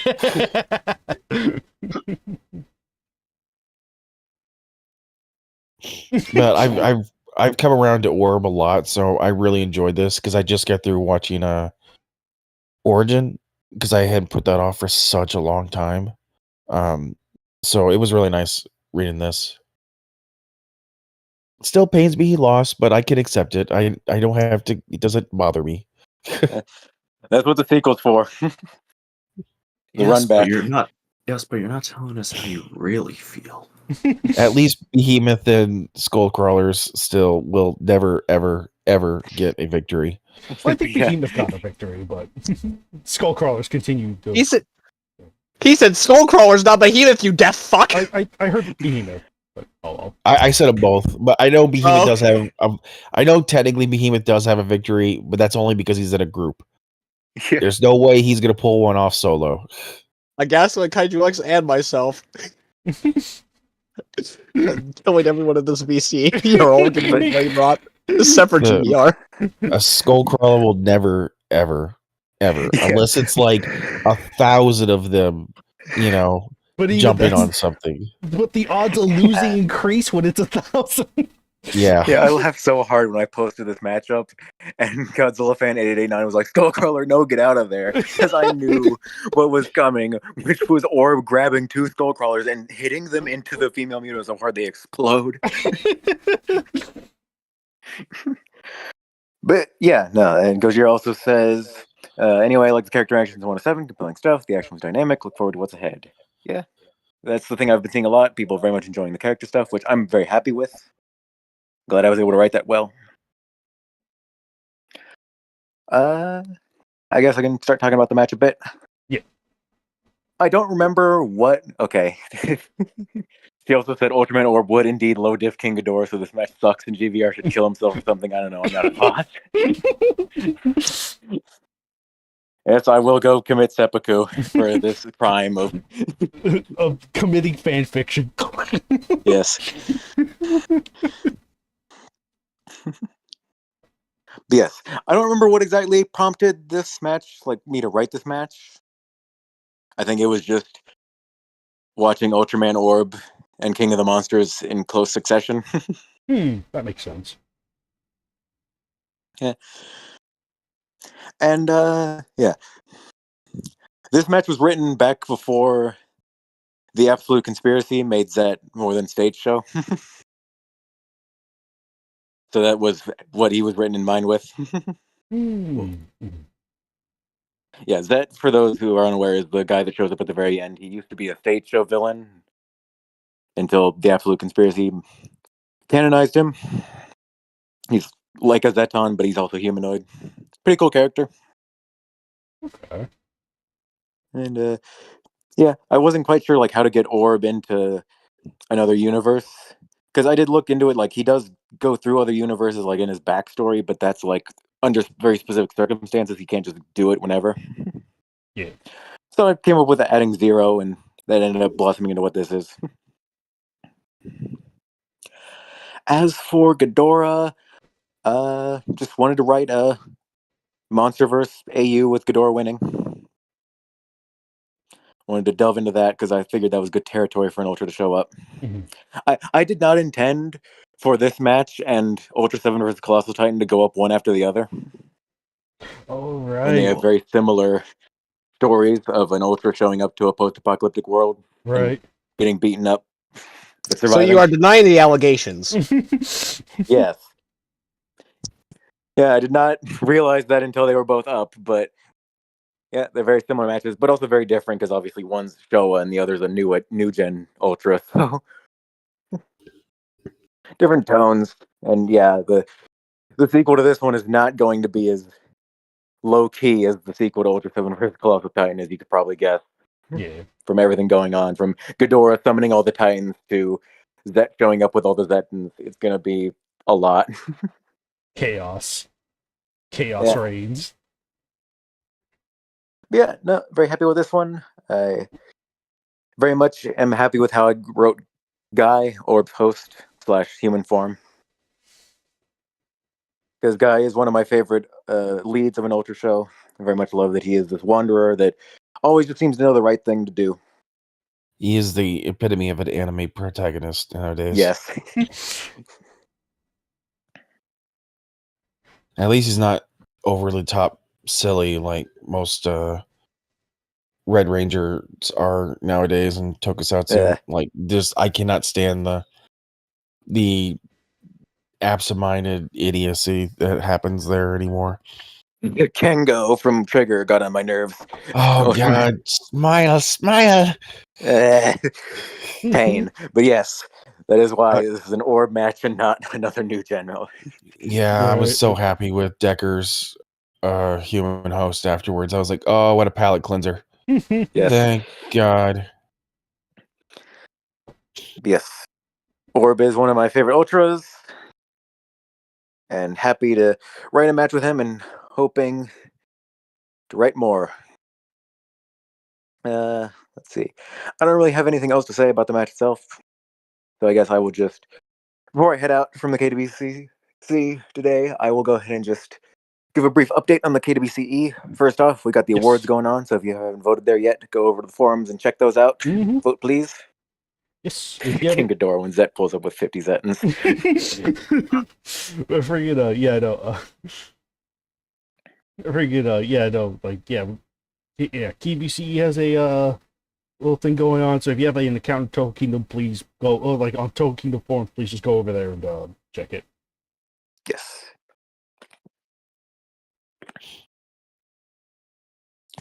And yeah, in case you missed the announcement on the forums, the KWCE is going through some changes. I am now the sole administrator of it. Bacon and Harley have stepped down Mm-hmm. as they have their own endeavors they wish to pursue. I wish them great luck on it. They did an excellent job. Yes. So. And yes, I'm not posting any matches in January to give the award room to breathe. Okay. Once February starts, I'm going to rapid fire post KWCEs until the backlog is emptied. Yeah. Until that is done, nobody send in KWCEs. Still write them. Still keep them close if you got them done, but don't send them in yet, because once everything is done, there shall be a change. There shall be an announcement. You will all see. I hope to breathe new life into the KWCE with this. I think you will all enjoy it very much. Yeah. So it's gonna be interesting. That would like as someone who kind of has a rough idea of just behind the scenes stuff, it's gonna be interesting. So Sounds like a Yeah. lot for one person to be soloing. But I mean, Yeah. makes sense. all luck to you. Yeah, that don't worry, I have a plan. It's not going to be too stressful on me. There is a method to my madness. Indeed. But yeah, with that, I will kick it over to Kaiju X to go over the KWC Awards and survey, and with Yes. that, I will be heading out. All right. Thank you for your See you time, later. GPR. See ya. Glad to be on. See ya. GPR. But yeah, no. Nevertheless, though, yeah, no. We're coming to our Wow, what a conclusion, bunch of quitters. bruh. But no. I'll have to pass out here in about next 20 minutes before work. All right, gotcha, man. If you need to dip, then that's fine, man. But I'm glad you were Okay. able to come to talk about with the KDBCE and the 427. Very appreciative. There was of too that. much silence when my match hit. I was like, oh no, this Right. That's why car wreck. I had to get GBR in because he was like, I had read it. I didn't get the time to read it. Only one to read it. But yeah, no. Nevertheless, though, we had made an announcement, or like, obviously there was an announcement recently on the main KDBC side of things. Like, yeah, KDBCE has the survey going on, but likewise, there's also the survey going on the main KDBC side of things. Where you yeah, a second, get the page up because my brain. We have a new alternating pattern of 1-2-1-2 matches coming out every month, just to take a little bit of a break, especially for like members of staff, particularly more so myself. I just feel like I just need a bit of a break, or just time to breathe. Because I was like, ugh. To be fair, December's always been somewhat of a busy time already. There was like between like the holidays and bringing like the KDBC stuff we had planned, like with Ghost Godzilla and whatnot. It was just a lot of stuff that happened last month that just left me kind of exhausted. But freaking, oh crap. But yeah, no, we have a award survey going on right now. Please check on Toho Kingdom and just just scroll down to January 1st because the update was posted on January 1st. So just make sure to look at that and make sure to submit your vote for the KDBC Awards and for the feedback survey. Got a lot of big things coming ahead. And for those that, well, obviously this is somewhat public by now, but we have opened up the train for crossovers. So there are going to be a lot of new additions more or less forthcoming. But who they are will be more or less revealed in complete by next month. So yeah, no. So yeah, it's going to be kind of nuts. There's a lot of big changes for the KDB, and not only just for next month. I would say I'll put it like this: by the end of 2024, I expect the KDBC to be in a very different place than we are right now. So there's going to be a lot of sort of like big changes we're hoping to implement, if not for 2024, then for 2025. So yeah, no, a lot of big changes incoming, but I feel like it's all going to be for the better and a decent way to kind of start distributing everything. So but yeah, no, we still need Yeah, just more time in the oven it's go ahead and go. I was just gonna say it's gonna transform into something really good. Yes. Oh yeah, for sure. But freaking yeah, no, it's gonna be a wild ride. There are some ideas that just need a little more time in the oven and just more prep time to kind of get to. But when we get to it, or when we have it ready, oh boy, it's gonna be crazy. I could definitely assure you that right now. And yeah, the awards, the feedback survey are ongoing, and then yeah, no, we're changing up the schedule just a little bit to make it easier, so that way we can come back full swing in 2025. I'd wanted to do it for 2024, but there were just conflicting schedules and stuff and whatnot. So I was like, yeah, no, save that for 2025. That's when we'll go crazy, go ham. Mhm. But yeah, no. Hey, if you people do fill out the survey, you'll get a little Easter egg at the end of it. Yes. You can see a little bit of what is going to be coming. Yes, very much so. Very, very much so. So, but yeah, no, other than that, though, I think that was probably. I don't think there was anything else I'm missing. Am I?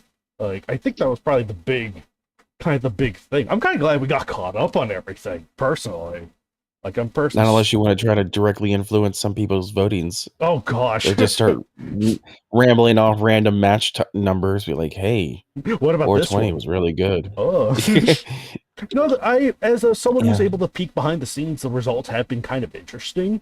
I won't say I'll give all the result announcements by next, because I think we'll probably do a quick survey, not like a full formal live stream, but just more of a quick survey thing, just to get everyone kind of caught up to speed.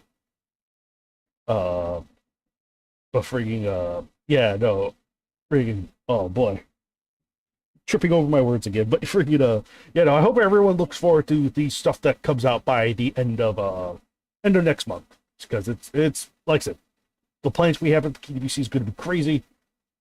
Yeah, oh man, been holding on to this one for a while, and again, just things need time to cook. So anyway, though, I think one of the only ones I'm really looking forward to is to see what people have to say on Godzillasaurus, because I have my own opinions on that, but I'm really interested to see what other people have to say about that. Yes, yeah, for sure. So, but yeah, anyway, and I think, yeah, no, if the surveys were about the only real thing. GBR had covered the KBCE stuff. I already did this for the 30th time. So yeah, no, I think otherwise though, yeah, just take the surveys, put your thoughts in for the feedback and participate in the awards. And yeah, no, otherwise though, this has been this month's KWCC. Have a happy new year, and holy crap, 3.5 hours. Holy moly. Lord. You did a lot of matches, way more than you usually do. Oh yeah. A lot of sort of back-to-back stuff, and then we had a nice, kind of surprisingly beefy tangent with Bagora versus Dagora. But that was thankfully you stepped in for that, so it's oh thank goodness. Yeah, I can't watch the train wreck happen. Right. You had the strength to put the train back on the rails. Takes a lot of power to do that. Explain my madness. But yeah, no, like I said, we hadn't had you on since a long time. So yeah, no, it was nice to have you back, man. Since we went over my first match when I kept writing Spiga instead of Kamunga, and Great Shot pointed that out. Oh yeah, that's right. I'm sorry, Spiga. I don't know what. Spiga. You know how long? You know what match 4? You know how long ago that was? Oh yeah, that was ages ago. I will still say Spiga. I will still say Spiga every once in a while. It will just because I grew up on that dub. Yeah. So and Gimantis is such a better name than Kamacuras. It really is. God, Toho, you should have just gone with it. I know it's not your name that you gave it, but it's such a better name. Yeah, I always thought it was funny that the man named James Webster wrote the Kamacuras match. Kamunga. Well, I wrote Gorosaurus versus Kamunga. Yeah. It was the Oh, I meant Kamunga. Sorry. yeah. Oh, it's okay. Yeah, because Yeah, webs. match 4. Woo. I'm pretty sure I still have the record for longest distance between two matches getting published. I think so. Yeah, no, like you were.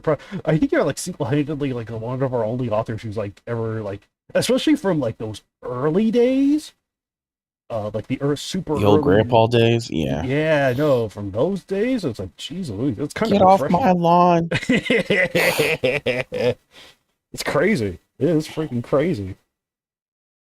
I'm all for it. Yeah.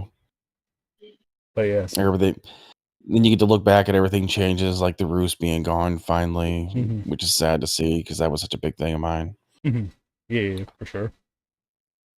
Oh, yeah. That's a shame. Yeah, no, I don't think I have any other announcements to say otherwise, though. But yeah, no, this has been this month's KWCC. We hope to see you guys again. I'll see you in February. Sometime in February, so we can go over the match. The match that'll be going up, and then the results. So put a prominent focus on the results.